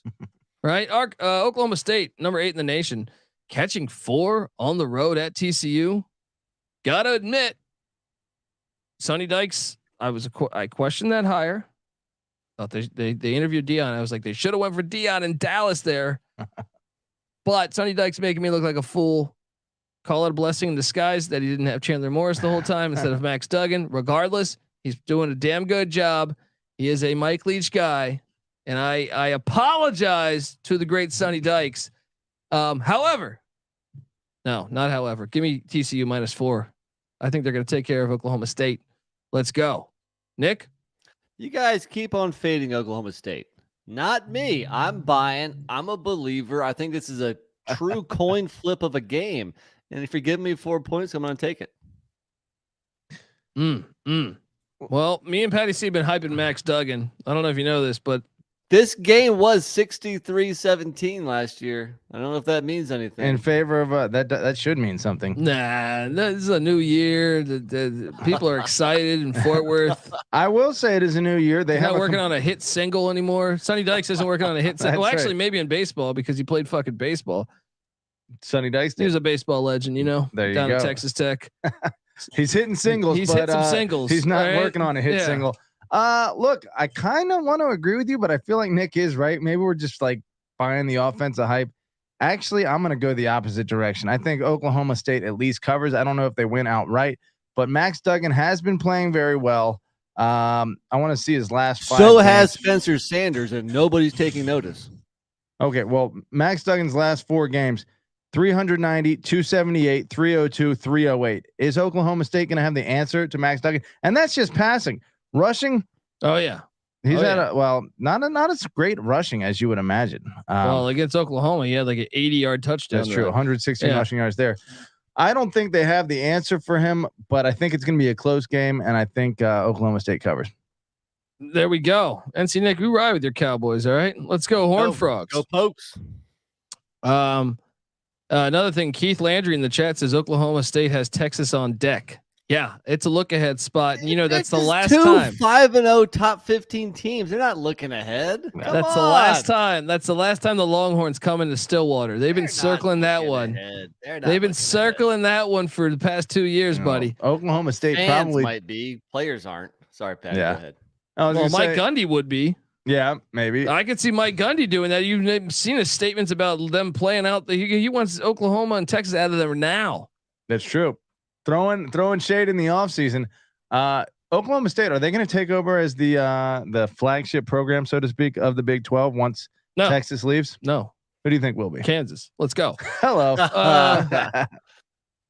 Northern Illinois is at Eastern Michigan in another Maction battle that should be on Tuesday night. You cheap bastards. You really cheap bastards squeezing this in on this time slot.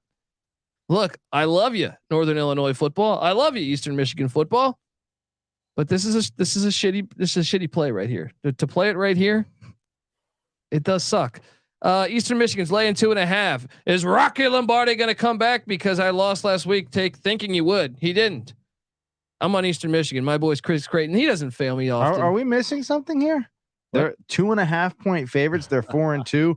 Northern Illinois is 1-5, and they're at home. Eastern Michigan's at home. Yeah, but Northern Illinois has had some tough losses. What, a 3-point loss at Tulsa, H.A. Chapman Stadium. They were up in the 4th against Vanderbilt. They ended up losing by 10, but that's the game Rocky Lombardi got injured. 8-point loss at Kentucky. And then they blew a 10-point lead against Ball State in the 4th quarter. And then they got waxed by Toledo last year. So what you're telling me is they know how to lose close games. Well, they won those close games last year. If Rocky Lombardi's back. That could be the difference. Either way, 2.5 Eastern Michigan at home. On that sweet ass gray field. I'm taking the Eagles and I am locking it. Ooh. Nick, everything you mentioned is exactly why I'm taking Northern Illinois. It seems way too obvious to take Eastern Michigan here, especially with a 2.5 line. That means everybody's going to be on the Eagles. I'm going to go contrarian here. Go NIU. See, Nick does not dive into the stink. The evidence has been falsified. It's impossible. I never broke the law. I am the law. Colby knows what he's talking about. I'm good. Chris Creighton here. It's that great turf. You know, Eagles are that's my team in the MAC, so can't fade them. All right. Next up on the slate, by the way, this Louisiana game. What was I doing taking Marshall? I didn't know what the hell to take this game. Baby. I didn't have a good feel in this game. Anyway, Saturday, same time slot. NC State, who I will deem the luckiest team in the nation. Florida State position to win the game, throws a pass instead of kicking a field goal to win the game. They should be 3-3 right now. Instead, they're 5-1. Instead, they're 5-1. This is such a crock of shit, but it all ends because we're gonna have a sellout in the fucking Carrier Dome, the house that John Wallace built. And look, they're without Devin Leary. That might be a blessing the way he's been playing this season. But I'm not sure because they got this Charleston Southern transfer who lit up East Carolina a year ago. Syracuse is laying 3.5. This line's jumped all around because it opened up as NC State a favorite, but I think when they found out Leary was going to be out, I'm all over the place in this game. But give me Syracuse. I wouldn't go past 4, even 3.5. I'm like, I see this is like a 17-14 game. Give me the Qs though. They're in that shit ass dome. They get it done. Let me pull this up. Sorry. I'm gonna while you pull it up, Patty. I'm gonna lock up Syracuse. Actually, look, you have Syracuse coming off a bye. They're at home and they're versus a backup quarterback.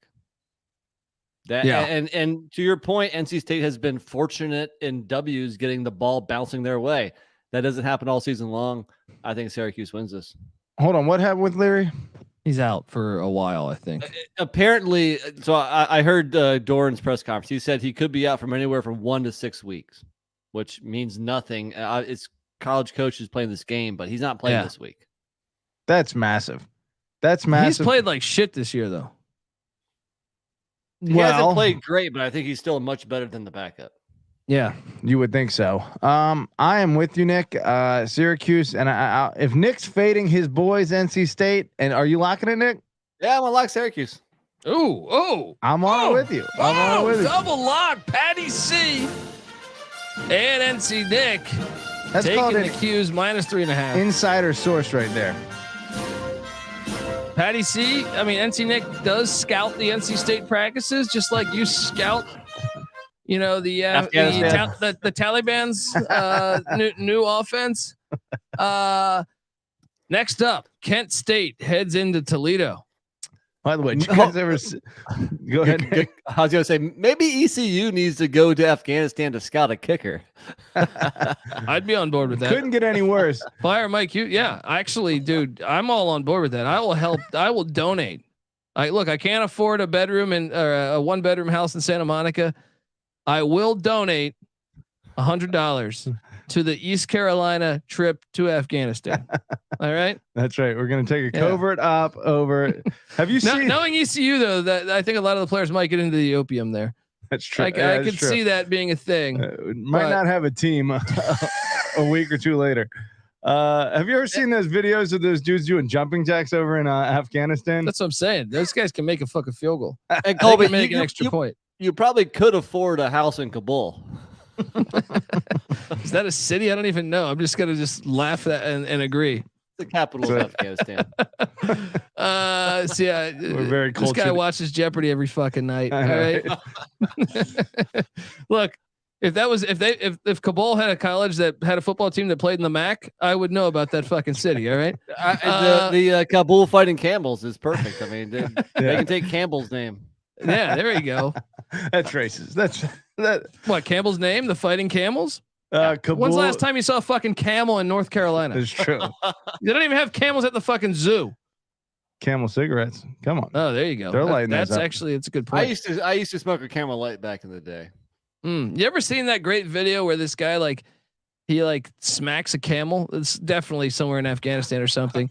He just smacks a camel and walks away from it. The camel picks him up by his head and throws him. It's fantastic. That's awesome. Great video. Great video. Kent State is at Toledo, folks, and Toledo's a 7.5 point favorite. Patty C's Rockets. All right. It's too many points from action. Kent State's actually legit. They can move the ball on offense.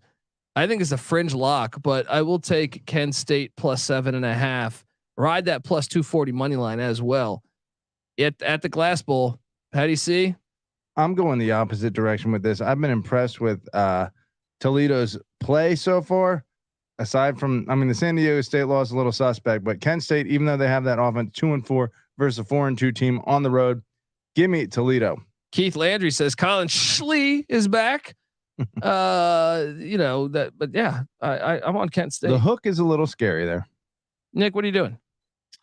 Usually I would agree with Colby. It's my line that is, take the points to the MAC, but I'm kind of buying into the Rockets here. Go Toledo. 20-point win at NIU, followed up by a 21-point win over Central Michigan.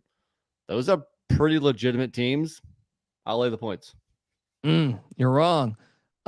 Texas State heads into Troy. Whoa, what was that Texas State team last week? What the hell was that? Troy's laying 16. I think Texas State just won their Super Bowl, and that is why I am going to lay the 16 with Troy. I think they win by 21. Troy is legit in the Sun Belt Fun Belt. Give me Troy minus 16 at Veterans Memorial Stadium. Patty C, what are you doing here? Troy winners of 4 of their last 5, but Texas State, like you said, coming off an amazing win against App State and really convincing. That said, I think that may have been an aberration, and I think going to Troy is going to be too hard for them. Give me the Trojans. 16 though. Oh, it's close. What are you doing? What are you doing, Nick? I take the points. I don't like it, but I guess Texas State. I guess the Bobcats showed me enough last week. I'm gonna roll. I'm gonna take the points. Stab it all. That is too many points. I'm going Texas State too. Well, maybe you want to go a little bit further because the Charlotte 49ers have shown some signs of life after their first couple of weeks of shit. They're catching 24 at what the fuck is the name of that stadium again? Progressive Stadium in Alabama. They're catching 24. Stadiums suck. So it's actually a protective stadium, but whatever. Right. Yeah. What do they say in Office Space? Inatrobe or something? Yeah. Penetrobe. Yeah. Penetrobe. This is Penetrobe fucking stadium right here. All right. Penetrobe Stadium. I'm what am I doing here? I'm taking the 24, but I don't trust this one. I do not trust this one. Give me the 24 though. I'm going the opposite direction. I'm taking UAB to cover this. Well, I said I don't feel good about it, so I'm not shocked about that. Yeah. I mean, Charlotte had their one nice little performance there where they got it against Georgia State. I guess holding it within 6 against UTEP last week is a massive improvement, but overall they just suck ass. So UAB is pretty good. I'm going to go with UAB. Nick, you go with your 49ers? I am actually to take the points here. I think Charlotte's coming off a bye. Maybe that helps them somewhat. UAB is only the 125th team in the nation in red zone offense. So 22 attempts, just 13 touchdowns and 2 field goals. So 7 times they've been in the 20-yard line. They haven't scored. They're not gonna need to get into the red zone against Charlotte's defense. It's gonna be 80-yard touchdown runs, man. But I'm still taking Charlotte. I'm still taking Charlotte because Chris Reynolds is gonna be able to fire that laser around the field. Next up, Ohio heads into Western Michigan. These fucking MAC games, they're sandwiching in here. Ohio at Western Michigan. Ohio's laying 1.5. NC Nick's squad. I'm on Western Michigan. This game was, I think, the hardest game to pick this whole fucking slate.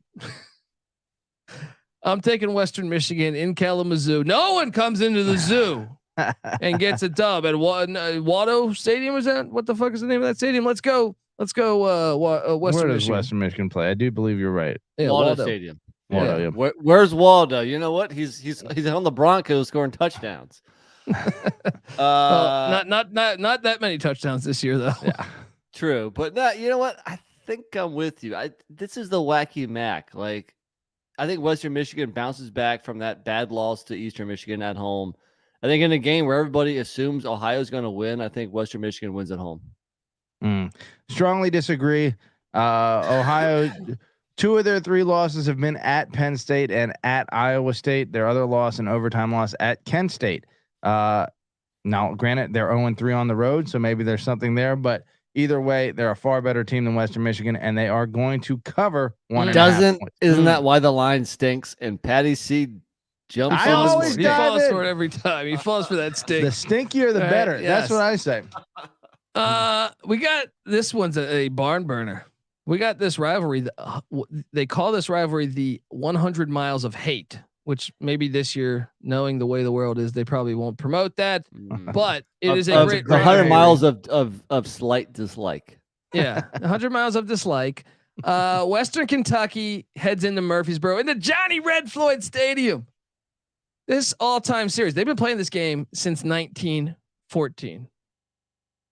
And they are 35-1 all time. You know, that sounds like it should be the last game of the regular season. Yeah. But instead, one of them is playing Florida International and the other's playing Florida Atlantic. Sounds like a crock of shit. That makes no sense whatsoever. Yeah. Almost seems like those 2 teams should be playing each other since they're in the same city. We'll call 1-800-PICK Dundee for me to be a Conference USA commissioner. We will grab North Dakota State and give them an invite. What are you doing here? Minus the Hilltoppers are laying 8 at Johnny Red Floyd Stadium. Look, nobody goes into Johnny Red Floyd Stadium and lays more than a touchdown. Give me the Blue Raiders. What are you doing here, Patty C? It's actually a little bit of a tough game to pick. Didn't Western Michigan beat a team 73-0 earlier this year? That was the airport. That was the airport. But guess what? Middle Tennessee went right by the airport. They went down to Miami Gardens and got a dub there. You know, and I know they got their ass whooped at Penetrope Stadium last week against UAB, but I think they bounced back in Murfreesboro. It is too many points. I'm going Blue Raiders. Nick? Yeah, I think I'm with you for everything you guys just mentioned. And shout out to Jake Paquin in the chat saying he's giving a shout out himself to Waldo's Bar, Tuesday night liquor pitcher across the street from the stadium. Wow. Kalamazoo, dude. I'm going to either go to a Western Michigan football or basketball game over the Thanksgiving break. So I might get out to Waldo's for the liquor pitcher. If you're out in that neighborhood, Jake, let's meet up. Liquor pitcher. Yeah. A liquor pitcher sound. That's dude. I did a liquor pitcher at ECU. I woke up in the mulch. You know what I mean? Wait, is it like a mixed drink, a pitcher of that, or just a straight pitcher? I don't know. At East Carolina, I had they just pour a bottle into a pitcher. Like, there you go. I just woke up in the bushes. It was like noon. People were playing basketball. People were walking down the street next to me, and I'm just like, hey. How's it going? Liquor pitchers. What are you gonna do? What do you call the Mac, Nick? Crazy Mac or the Wacky Mac? Wacky Mac. Well, with names like Kalamazoo and Waldo's, it is pretty wacky. And you've got a family up there, right? I do. In-laws. So, in-laws. Yeah. Get them a liquor pitcher. They're pretty fucking wacky too. See how their night goes. All right, let's go. They are pretty wacky. Well, while you're up there, Wisconsin heads into East Lansing. Jim Leonard. Holy shit. You know that Graham Mertz threw for 5 touchdowns last year? I mean, last week. I'm sorry, not last year. Maybe last year. That might be accurate. Yeah, maybe last year as well. Both true. All of a sudden, his t-shirt company is thriving because Jim Leonard in the Wisconsin offense. I'm buying in. They're laying 7.5. Gosh, that hook is tough. I'm doing it though. I'm doing it. I locked up Michigan State under the win total. I gotta ride Wisconsin here. I'm laying the 7.5. I feel like 31-21 final. Jim Leonard, baby. Everything Colby says regarding Michigan State and Midnight Melt should be taken with a grain of salt. Oh, how's that working out for you this year when you argued for that Michigan State preview, huh? How's that working out? Which win were you impressed by more? Was it the Akron 52-0 or the Western Michigan 35-13? I have zero rebuttal here. All right? He has not shown up at all. Are they in the MAC? They should join the fucking MAC. They're looking terrible. Harsh words. Damn. Yeah. Granted, Wisconsin's super powerful wins against Illinois State, New Mexico State, and Northwestern. They beat a Power 5. That's all that matters. Power 5. Northwestern played for the Big Ten championship in the past. More recently than Michigan State, you jackass. Look, well, one's in the Big Ten East, one's in the Big Ten West. A slightly different division. How's that $100 million contract looking? When was the last time one of them won the Big Ten? I feel like Michigan State won it more recently, right? I think so. You're probably right. Okay. So fuck you.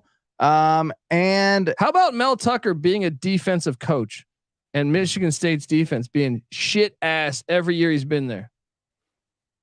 Touche. Look, I'm not a Mel Tucker guy. I just think 7.5 is a little dangerous, but I am going to go Badgers. It is risky though. Don't touch it. I'm seeing some 7s out there also. If you look, get a flat 7. Get a flat 7. Yeah, I think you're all right. I'm on Wisconsin, man. And shout out to Noah Beanick joining the chat. He's pulling double duty lately on baseball and college football. There you go. So he's a Michigan guy himself. But give me Wisconsin. Go get a liquor pitcher. Go get a liquor pitcher, baby. Let me ask you this: is that a rule in betting as well as a rule in life? Go get a flat 7 instead of a 7.5. I feel like you're better off with the 7. You know, that extra half is gonna get you a little like headache, but I feel like the 7 knows the role a little better. Anyway, you might be onto something. If you get them a liquor pitcher, it doesn't matter. Yeah. All right. Or if you get yourself a liquor pitcher, it doesn't matter. Yeah, that's true. That's very true. All right, we got one of the best games of the day here.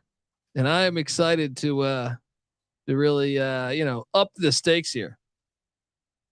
James Madison heads into Statesboro, Georgia, where all of a sudden the undefeated, first time ranked in the FBS JMU Dukes are laying 12.5 in Statesboro. I got news for you. JMU, it's been a sweet story, but Georgia Southern, they did this thing jumping up from the FCS to the FBS, just like you, and played very well. So Here comes a dose of reality. Plus 340 on the motherfucking money line. Give me Georgia Southern plus the points. Ride the money line and let's fucking go. Let's go. All right, let's go, Nick. What are you doing over get there? This clip dialed up. Dude, I think I've picked against JMU every week, and they're 5-0 ATS. So I'm gonna stop doing that. Give me JMU. Look, I was a little apprehensive with last week. I thought the letdown after a couple great weeks. I was eyeballing this one. I was on JMU last week. I felt I was on Arkansas State actually with the points. With the cover. Was it 11 and a half last week? Yeah. I think we all said, okay, it's time for a little letdown with a slightly stiffer competition. You know what?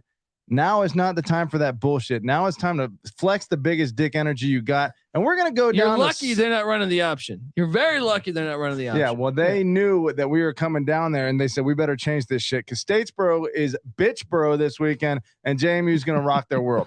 You know what? Fuck it. I'm locking it. I'm locking it. There we go. Patty C, we have a lock battle going on here. Woo! I'm staying far away from this one. Oh, dude, you got to take the points. Let's ride. You don't know the hunger. Right? You don't know the hype that's going on down in Harrisonburg. So until you buy in, you won't know it, and you'll continue to lose. How about this? And so Josh Gilham in the chat says, if you take 7, you have a 33% chance to win the bet. If you take 7.5, you have a 50% chance to win the bet. It's on the internet, so it must be true. But that's why you always say you sometimes you lay the 7.5, you take the 6.5, you lay the 3.5, you take the 2.5. Is that accurate? I don't know who comes up with that, but FYI, I thought it was interesting. I've been laying 3.5 my whole life. Of course you do that. Tulane is at the Big Sombrero in Tampa, Florida, taking on South Florida and the Bulls. Patty C, can the Wave run with the Bulls? They're laying 11.5. Willie Fritz, and a shout out to whoever left that. It's great that people used to listen to the show and said that, so we just got a comment, I think, on the SGPN iTunes. Go over to iTunes and give us a nice review, please. But they said, finally saw Willie Fritz's slamming hot wife. Kobe's fucking an idiot. Like, yeah, I was mistaken. That was his daughter. And, things were different back then. But anyway, I'm laying the points with the Green Wave in the Big Sombrero. Let's go. What are you doing, Patty C? Gosh, USF is another up and down team. And well, tell me this: what is USF's offensive approach? Because this will influence me. Because we know Tulane has that amazing pass defense. USF's offense approach is normally suck ass in the ground game, suck ass in the pass game. Yeah. And somehow cover sometimes. I feel like they've been a covering machine this year. I feel like that's not going to work. So I will ride Tulane. Nick, what are you doing here? Quickly, speaking about previews, we did, I'm not previews, reviews. We got a couple of them. So shout out to Dre Youngin for the, review. I don't see him in the chat today, but he's often with us. So shout out. Thanks, man, for giving that review. And also 70s Rock Freak 14 gave us a review. So that sounds like our demographic right there. Another 5-star. The one Cal Berkeley fan. All right. Cause he probably dropped acid and saw, what was that name again? 70s Rock Freak. Yes, 70s Rock Freak 14. He's great. I could party with that guy. Shout out to that guy. Yeah, Shout out to that guy. What are the chances his hair goes down to his shoulders or past? He's had a few liquor pictures. Anyway, what are you doing in this Green Wave game, buddy? Yeah, I mean, with UCF, I mean they've lost 4 in a row, but it's only been by 3 to Florida. It's been by 4 to Cincy, or it's been by 38 to Louisville or 20 to ECU. So I have no idea what to expect from South Florida. I get a little bit better of a reading on Tulane, so I'll go ahead and lay the points. All right. Next up, we got a CUSA battle between former Mike Leach guys.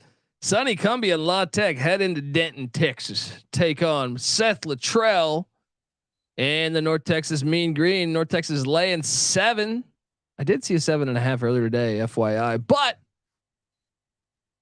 I'm on Cumbie. They know these offenses are going to know each other well. I know North Texas has been running the ball a lot more lately, but give me the points in La Tech. Nick, what are you doing? Yeah, same here. I mean, I don't know who's the better team here. I don't think either one has really stood above the other. So give me the points. It's a logical line of reasoning. I guess North Texas is what 2 and I mean they're week to week pretty good, pretty bad. Can't say that I have this game completely dialed in on my radar. Louisiana Tech versus North Texas. Give me some Lou Holtz action. No. I'm giving you this. Sometimes may be good, sometimes may be shit. My analysis on this game pretty shit. Don't take what I have to say for anything. I was actually just thinking about the last game, and I think I'm actually South Florida on that as opposed to who the fuck was the other team? Tulane. But this game, if I had to lean one way or another, I'm gonna go North Texas. Nick, you said La Tech, right? Yeah, I'm on La Tech. Yeah. Okay. So remember, we still need some more locks out there. We have our lock fight. Me and Patty C, the JMU. We got a couple more coming. Georgia Southern game. Next up, Arizona travels to Seattle. There'll be some sailgating. Arizona's catching 14. I did see a 14.5 also, but 14 currently this second. In Seattle. It's a tough one. Give me Arizona plus the 14. Obviously, you should try to get the half, but at 14, both teams like to pass the ball way more than they should. Arizona's run defense is terrible, but Washington doesn't commit to the run that much.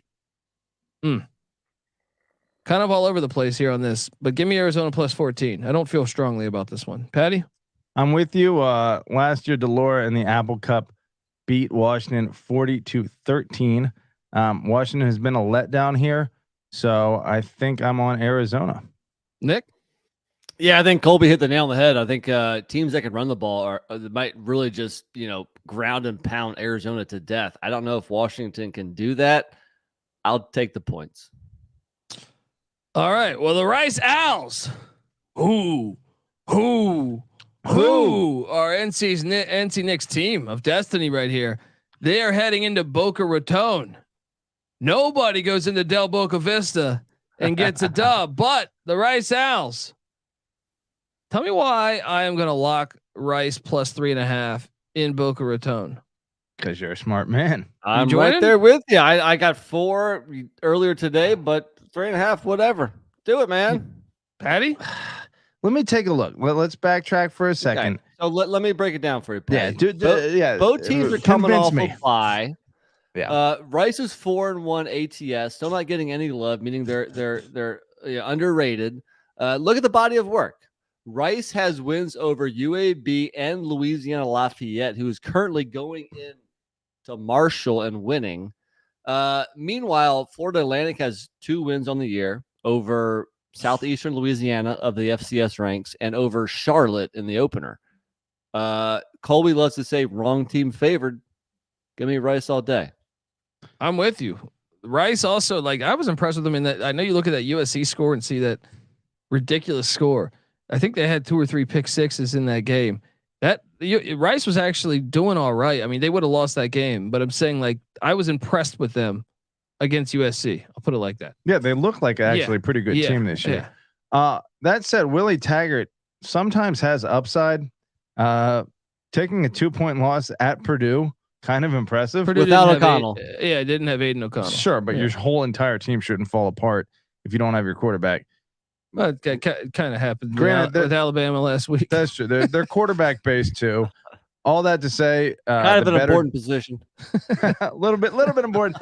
The better team getting 4 on the road. I know when LA retired and they went to Brian Greasy, they won a lot of championships. Right? Oh, Aiden O'Connell is now being compared to John Elway. Okay. I'm gonna go Rice and I'll lock it with you guys. Oh, there we go. Right. You guys finally jumped on board with me here. All right. See in the light. Where the hell is my song? Where the hell? We need an owl related song for the Rice Owls. Owls plus 3.5 or 4 on the road. Let's go Owls. LSU has the Florida in a great rivalry game. However, this is kind of a disgusting game. But Florida's laying 2.5, but it should be fun because these games are always wacky. You had the cleat throw. You had the Tebow was that Tebow? No, that was LSU 4th down and 1, right? Where they went play action, left corner of the end zone. No, that was against Auburn. Is that Auburn? Yeah. I feel like Tebow, there was some type of crazy game. I feel like with Tebow. No, they've had a lot of it. No, you know what? I think the Florida LSU one was the one where they threw the ball behind the head. Yeah. Florida's laying 2.5 in the swamp ass. Where this is tough because I gotta be honest. Like I said, I have LSU over 7 wins.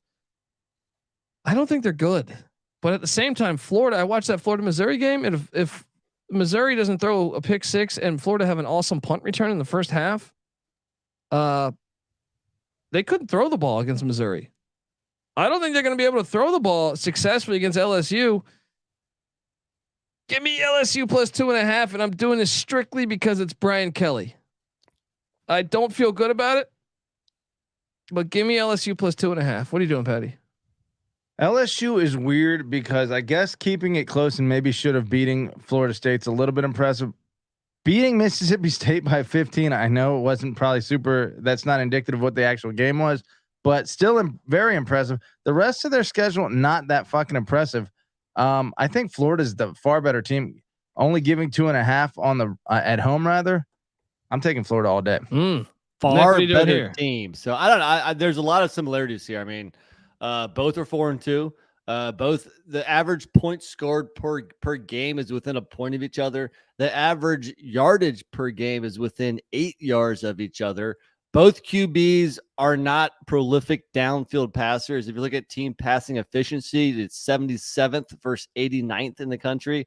The one glaring difference, LSU 29th in the nation in defense, Florida 99th. I think defense travels here. That's enough for me to go LSU. And another thing is like LSU struggled on the offensive line. They're incredibly thin this year on the offensive line. Well, guess what the weakness of Florida is? Their defensive line. So I kind of think just the matchup. I don't have a great read on this, but I think LSU. I'm just going to go with the better coach team. I feel like Florida beat Utah. They only lost at Tennessee by 5. They lost to Kentucky at home. Look, you're probably right. It's not a far better team. It's probably pretty two evenly matched teams. Very even. They're pretty darn very even. Yeah. I'm taking the home team. ULM is at South Alabama. My South Alabama. Where am I at on this win total lock? Okay. I still need 2 more, but one's going to happen right here. But ULM is going to cover. I'll take the 17. Never fade Bowden in a big game. All right. Rule as old as time. Give me 17 and ULM as they go into Hancock Whitney Stadium on the NFL Network. Patty? I feel like ULM is pretty good, but I feel like South Alabama is very legit this year. Oh yeah, buddy. You got to keep your eye on Ginarius, Yes. The Ginarius Johnson's going to get up in that backfield and it's going to be painful, but I think, is it too many points? No, I'm taking South Alabama. NC Nick, what are you doing there? I think it is too many points. ULM won this game 41-31 in Monroe last year. And I mean, that was Bowden year 1. It's too many points. I mean, South Bama is by far the better team, but I just think 17 is too many. South Bama should have beaten a fucking unbelievable UCLA team, or what looks like it. Well, they still only played 1 road game, and it was Colorado. We'll see in a couple. They're weeks. pretty damn good. We'll see now. In a couple weeks when they end up 8-4. Arkansas State heads to Southern Miss. This is another one I kind of struggled with. The line is currently 4. Southern Miss is laying 4. I'm going to lay the 4, but I think this is a close game. Would not be surprised if this is a flat out win for Arkansas State, but I think Southern Miss, Hattiesburg actually does get lit. That is all the difference for me. 20-14 final score. Southern Miss gets the dub. Nick, what are you doing? This is my Oklahoma State TCU game of the lower level in the Sun Belt, because I think it's really a coin flip game. I don't know which direction to go, so I'm taking the points. That's a fair, I guess, comparison. I guess I haven't been paying enough attention to Southern Miss, but they've been decent. The 4 overtime game against Liberty, keeping me pretty close against Miami. With the backup quarterback that game. Yeah. With the backup quarterback, the spread is 4.5.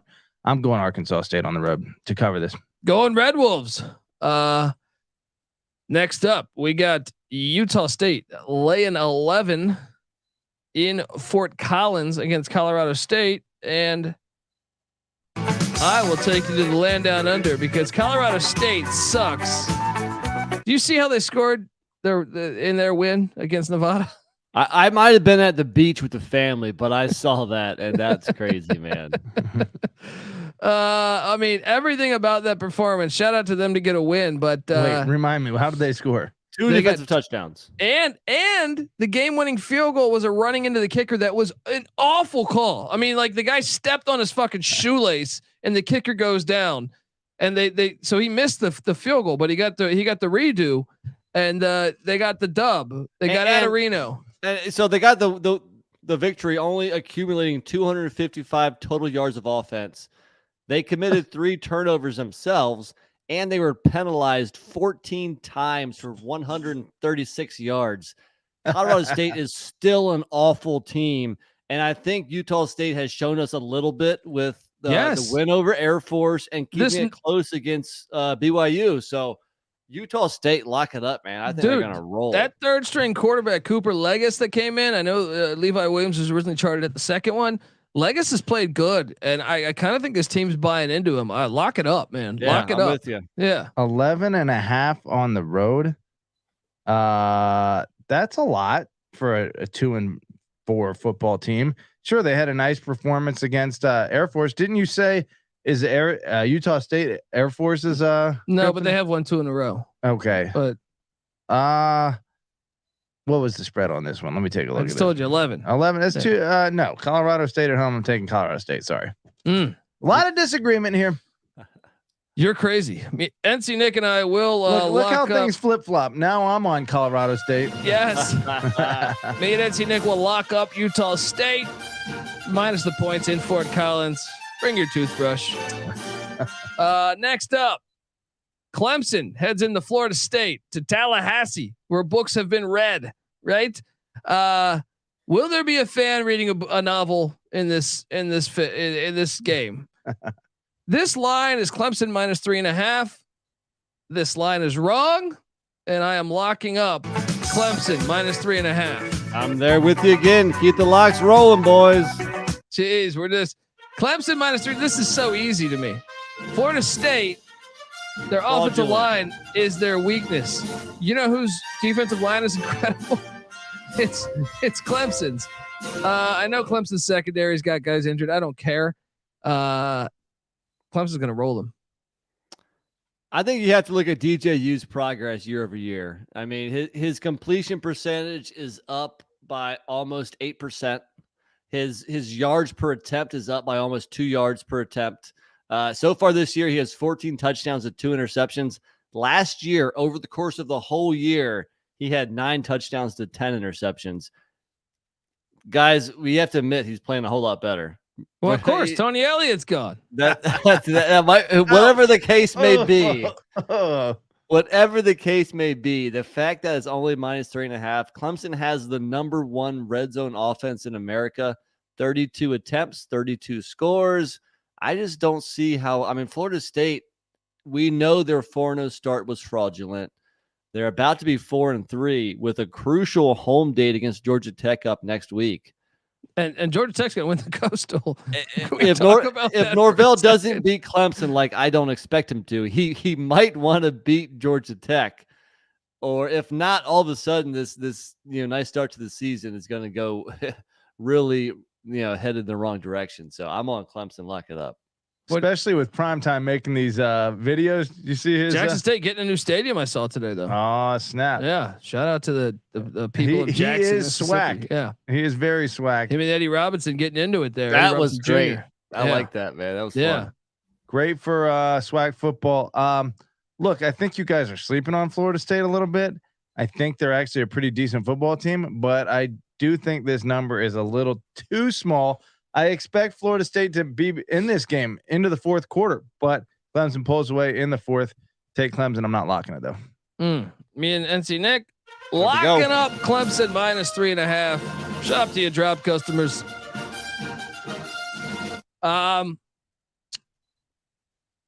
Mississippi State heads into Lexington, Kentucky. Will Levis, he's questionable. Tavion Robinson, the Virginia Tech transfer, I think he's questionable. Hail State's laying 4. Whoa, that line went down some. That means I think Levis is playing now. That means Levis is playing.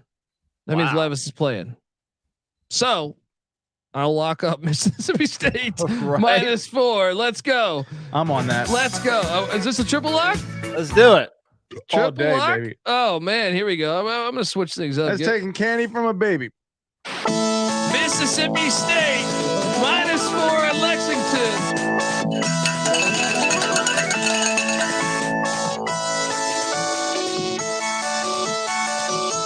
Guys, so here's a supporting stat. The Kentucky offensive line is really struggling right now. They've given up 25 sacks, which ranks 129th in the country. So if you got a little bit of a banged up quarterback, this is not the matchup, especially against a good Mississippi State defensive line that is currently 4th in the SEC in sacking, opposing quarterbacks. So, and I mean, Mississippi State is finding their groove. They got a 23-point win over Arkansas, 18-point win over A&M. Granted, those were at home, but I think this is a nice matchup here for Mississippi State. Yes, I'm with you all day. Triple lock. Let's go. Hold on, rattle that stat off again. Kentucky not able to get to the quarterback. No. To protect the quarterback. Oh, not able to protect. Kentucky State. Yeah. Kentucky has given up 25 sacks, which ranks 129th in the country. Their O-line is struggling. And meanwhile, they played like half the MAC to start the season. Not even against great opponents either. Meanwhile, Mississippi State has a very good D-line. They're good at sacking the opponent. And you have a kind of a banged up, maybe not 100% quarterback. That doesn't sound good. This could be an ass kicking. Yeah, that's a recipe for an Hail ass State. kick. Hail State, baby. Nebraska heads into West Lafayette, take on the Purdue Boilermakers. Purdue's laying 14. That's too high because Casey Thompson and Mark Whipple will be able to pass the ball enough. Give me Nebraska +14 in West Lafayette. NC Nick, what are you doing? I agree. It's too many points. I mean, look, boiler up. I'm singing Purdue's praises. Just come out with a win. You don't have to cover. Nebraska did not look very good last week, but they still have enough talent offensively to hang around. And I don't think Purdue's like blowing people out. So give me the points. Patty, boiler up. Yeah, Purdue has had too many close games lately to feel comfortable with them covering 14. So I'll go Huskers here. All right, Memphis. Get out of here. Memphis heads into, I don't know if you guys saw this, #1 attendance of all the group of 5. Greenville, North Carolina. The home of the greatest university in all the land. East Carolina Pirates. East Carolina currently laying 5. It was at 4.5. You can push that thing up to 5. You can push it up to 15. I don't give a shit. Let's go. Because when you're at East Carolina, you go for it every time. Wait, we need to go for it every time because with that kicker that misses an extra point every week. Because when you're at East Carolina, you go for it every time. Patty C's boy. Or you don't coach at East Carolina. You don't come to East Carolina. You don't play at East Carolina with a weak heart. Write it. He might not be coaching at East Carolina if he doesn't go for it every time. Yes. So what are you doing here? Look, East Carolina's going to fuck up Memphis. East Carolina's performance against USF was pretty damn impressive. Granted, I think Memphis is better than we expected. No. I still think they're a little phony, even though they have a decent record. They are coming off that tough loss. Did that take like all the wind out of their sails? Potentially, I'm going to go with the home team. I'm going to go ECU, even with their shitty kicking game. I do think ECU is 5 points better at home. I will ride with you. So I'm not locking it up. Not locking it. Nick? No. I'll lock it up. Let's go. No extra points. Go for it. There was nothing that we couldn't do. See, he says we believe in every moment. There's nothing that we couldn't do. I would argue we cannot kick a fucking extra point because Mike Houston sucks ass. That was a different time. They believed in that moment. Yeah, back then they could kick an extra point. Now you don't believe you can make an extra point. Stanford travels to Notre Dame, South Bend. Shout out to the linebacker in. Did stand up at that shithole somewhere in South Bend. That was great. Shout out to them. Is that the quality of woman that's there? Every girl did look like Carl Mecklenburg. So, a real Mecklenburg. Stanford is catching 17 in South Bend. A lot of points. I think it's too many. Give me the 17, I guess. I feel like Stanford finds a way to keep this game close. They finally covered a spread last week for the first time all year. They should have won the game outright. Notre Dame doesn't see really. The ending? Yeah, I know. Notre Dame doesn't really blow anybody out. Give me the points. I'm with you. Give me the 17. And especially a team like Stanford that plays physical football. I feel like they don't play physical football anymore. Not really, but they still have that. That DNA is somewhere in there with the pro style approach. I feel like Notre Dame thrives on beating teams up. I don't think they're going to beat Stanford up too bad. So all of us on Stanford. Yeah.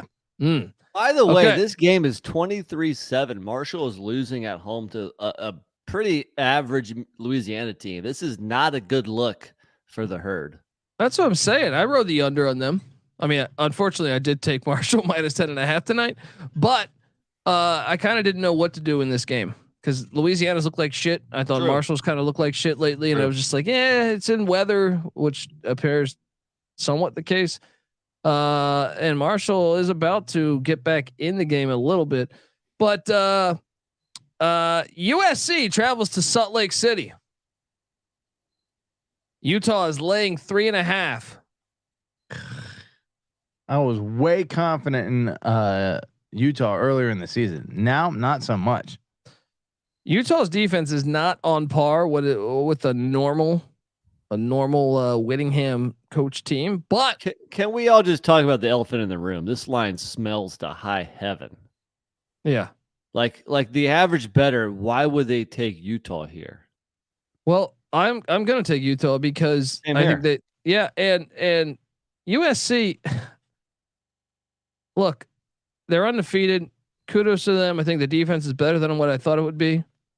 I still thought last week, Caleb Williams isn't there yet with that offense, and they got some huge fucking calls. And I don't know at the Pac-12. I don't know what the fuck is going on, but like getting the targeting on the Washington State offensive lineman was one of the most ridiculous calls I've ever seen in my fucking life.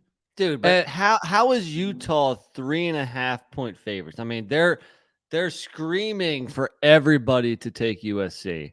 And look, I know most of us, three of us are gut handicappers. We don't care what the line is. We're going to go with who we think is going to win. But this is just stinks. This is like the smelliest line of the year. USC's played 2 road games, but one of them wasn't a real road game. It was at Stanford. There was more SC fans there than Stanford fans. Their other game in Corvallis, they struggled. And if it wasn't for that lawn chair quarterback for the Beavers that threw 3 or 4 picks on his side of the field, they would have lost that game. This is where it all comes home. And I also believe that this is probably the best offense they've faced all year. So I think Cam Rising is going to be able to exploit that. This place is going to be packed. It is a night game too. I was surprised when I pulled up the weather on this. It's actually going to be hot in Salt Lake City. But still, I'm taking Utah. USC never wins. I feel like they always get a hard. They lose most of the time. I feel like it's Whittingham. Yeah, tough place to win. I'm actually, and I'm gonna lock it. Wow. Yeah, I don't feel comfortable enough. In actually, with the hook, I'm not gonna do it with the hook. But I feel like if I get a flat 3.5, if I can get a flat 3 before the kick, I would lock it. Interesting. Some stats that might surprise you. We assume Utah State or USC is way more statistically impressive than Utah at this point. Utah number 30 offense in the country, USC number 25, so not that much better. Meanwhile, USC number 47 defense, Utah number 22 defense. So you could argue Utah the more statistically impressive. When you watch USC, like the defense is better than what I thought it would be, but I also think the offense is not nearly as good as what we thought it would be. They don't look like an undefeated team to me. And I get it. You know, like they have, with the exception of the Oregon State game, I think Stanford might have covered too, but I've been eating shit on fading USC. Yeah, me too. No, Stanford did not cover it because their first cover was last week. Okay. So I'm going to ride though with what I see. I'm going to trust what I see. And I think they don't look like a great football team. Do they look like a good football team? Yeah.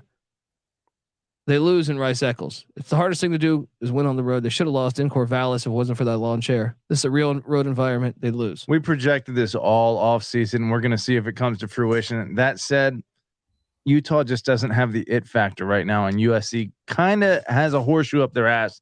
So I'm going USC to cover. Okay, well, we're heading to Las Cruces, New Mexico. We got a little rivalry game, folks. Let's go. New Mexico at New Mexico State. Oh man, the Lobos are laying 6. This is a rivalry that's been going back for, I don't know, for a long fucking time. Thought I had this pulled up. Doesn't mean it's been close. Well, that's why. That is why your boy is locking up the Lobos -6.5. Wow. Only Colby D locks New Mexico versus New Mexico State. Well, the main reason why is this. Rocky Long has this defense playing ball. New Mexico's offense sucks ass. So does New Mexico State's. New Mexico's offense is actually better than New Mexico State's, and New Mexico State is going to turn the ball over to New Mexico. I wouldn't be surprised if this is a 24-0 final, 24-3 final, something like that. Let's go Lobos. Nick? Dude, New Mexico State just lost to the airport by 14. I'm on auto fade.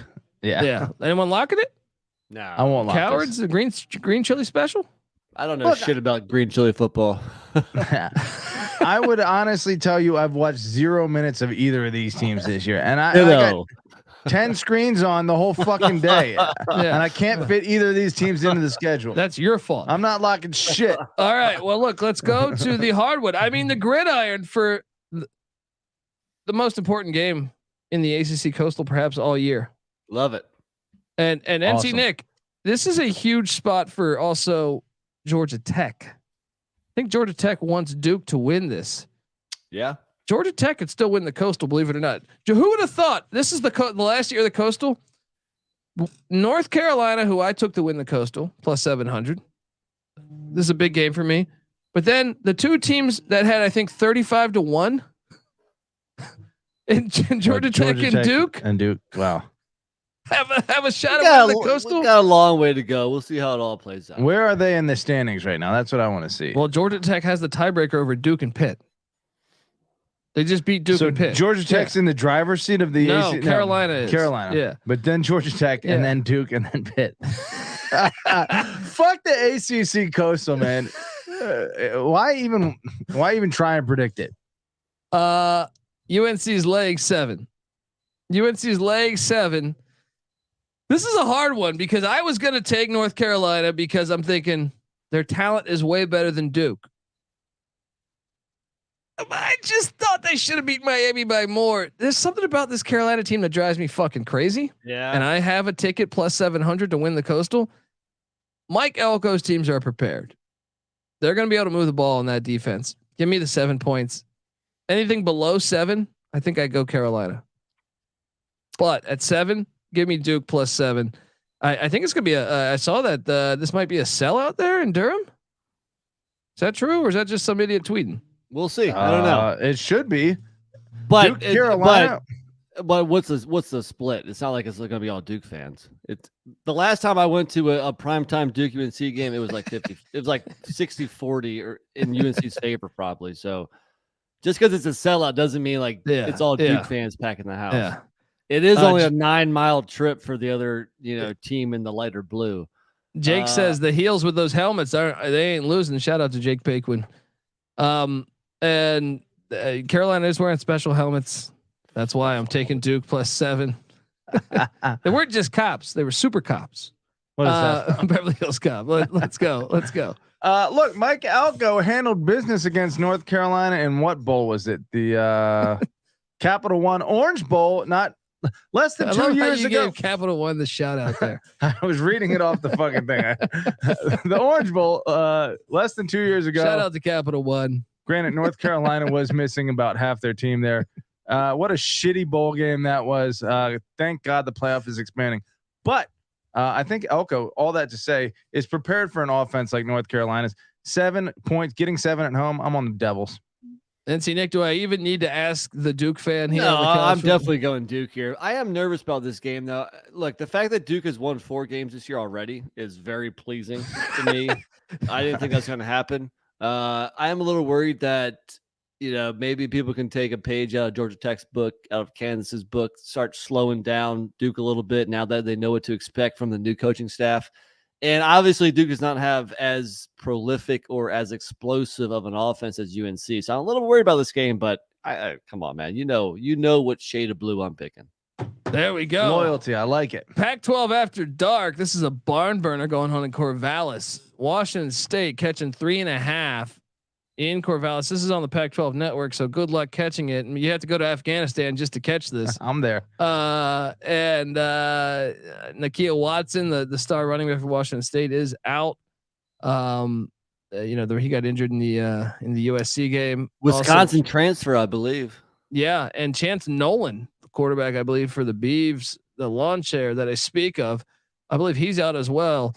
This was tough. I'm going to take the points though, because I think it's going to be a field goal game. Give me Wazoo plus 3.5 in Corvallis. Wow. Disrespecting maybe the toughest road environment in all of the Pac-12. I just told you they're on their backup quarterback. Oregon State is. That's probably a good thing. Well, last week wasn't last week. Yeah. True. Losing to Stanford, no good. What's the spread on this again? Let me see. 3.5. Yeah, I'll roll with you. Wazoo's getting 3.5. Yeah, that actually stinks. I'm not diving into this stink here. Jake says merch bet loser buys the winner a college experience campus tour t-shirt. And by the way, folks, if you haven't seen these campus tour t-shirts, they are fantastic. They are. So check them out, and I'll take you on that bet, Jake. Let's go. And let's folks, get over there to the SGPN merch store. The campus tour editions, absolutely fantastic. I know we're working on some other shirts too that are coming that are going to be great. I'm on Washington State. Nick's on Washington State. I'm on Washington State. So I am diving into the stink. There we go. Huge game in the Mountain West Mountain Division as Air Force heads to Las Vegas. Air Force laying 10 in that filthy dome. This should be at Sam Boyd, where the tailgating was real. All right, not at Mandalay fucking Bay now. Air Force is laying 10 against UNLV. I'm gonna ride the Falcons, but also the over unders at 50.5, I believe. Suck that clock. Suck that clock. I'm on the under. UNLV is fool's gold. I was all over that last week. I should have locked that up. Air Force gets it done. Yeah, I heard Brumfield's out, and that was enough for me to go with Air Force. I'm actually on the other side of this. UNLV beat Utah State 34-24. Air Force lost to Utah State 34-24. I think that's enough. I mean, UNLV's been playing better. Air Force in a lot of close games lately. Will the fucking Death Star be rocking? No, probably not. 48-14 last year. Air Force won. I don't care. I'm on the Rebels to cover. D Bettis in the house. What's up, man? That's a legend. Then he says, thank you for the gift card after winning Real Men of Degens. That's right. Shout out to D Bettis. San Jose State heads to Fresno. Jake Haener is out, and same with a number of the talk about it, one of the most injured teams in the nation. It is Fresno State. They are depleted with starters out. San Jose State's laying 8. That's enough for me. I'm going to lay the 8, even though it's in the valley there. Gimme Chevin Cordiero and Brent Brennan as the Spartans are the best team in the Mountain West. Let's go. I'm locking it too. One last lock.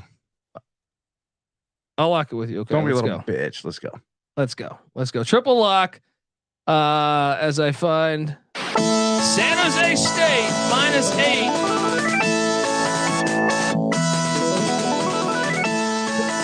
Who locked Boise with me last week? Me.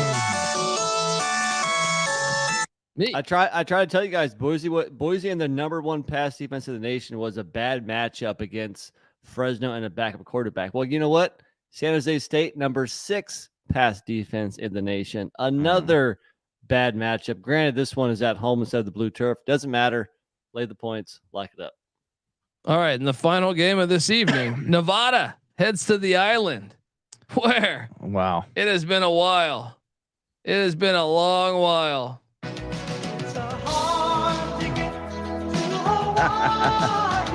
Wow.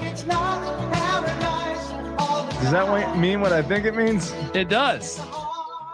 I'm taking Hawaii plus 6.5. I'm taking Hawaii plus 210 on the money line. I will see you.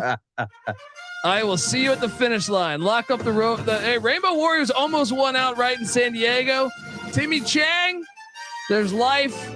Wow. I see life. Turning that canoe around. I see life there. Let's go, Rainbow Warriors. What are you guys doing? What an absolute shit fest. I went Nevada. I don't know. What a way to end an episode. What a shitty ass game. I'm going with you, Colby. It's a hard ticket to Hawaii, but we're riding. Let's go with those Rainbow Warriors. Shout out to Sunday, by the way. There is the St. Louis River City Classic that was supposed to be going on at that filthy dome that Kurt Warner used to throw touchdowns at. Instead, it is being moved to Arkansas Pine Bluff. I don't know, some type of technical problem or something. But Alabama A&M at Arkansas Pine Bluff Sunday, college football. Hey, you don't want to watch, Tom Brady get tackled and they just the most ridiculous calls. There's one out there for you. The FCS, baby. Support it. I have an FCS show coming out tomorrow. Check it out as well. This is the College Football Experience. Please get over to iTunes, give us a 5-star review, and also check out that merch store. And we're looking forward to this weekend's action. Remember, every Saturday morning, 8 a.m. on the West, 11 a.m. on the East, me and Terrell Furman Jr. will be live talking best bets of the day. And check it out. Shout out to Patty C. Give him a follow on Twitter at Patty C831. Give NC Nick a follow on Twitter at NC_NICK. And give myself a follow on Twitter at TheColbyD. The College Football Experience is on Twitter at TCE on SGPN. Folks, let's enjoy a great week 7 lineup. And remember also the DFS show coming out tomorrow night. Come play DFS with us, folks. It's a lot of fun. So check out that. Check out the College Basketball Experience as the season preview episodes are ramping up. When does the season start? November 7th, buddy. November 7th. It's coming up. So check out that. Check out the Sports Gambling Podcast. Check out the NFL Gambling Podcast, the MLB Gambling Podcast. Shout out to Noah Beanick, always doing great work. The man. And what else? NHL Gambling Podcast rolling. CFL, the road to the Grey Cup. Gotta love some Canadian football, right? It's been around a long fucking time. All right, folks, this is the College Football Experience. Week 7 preview and picks episode. You better start thinking about yours. And we out of here.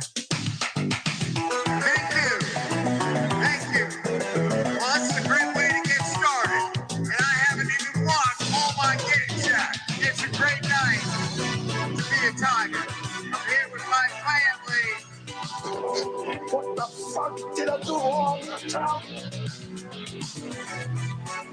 They're begging us.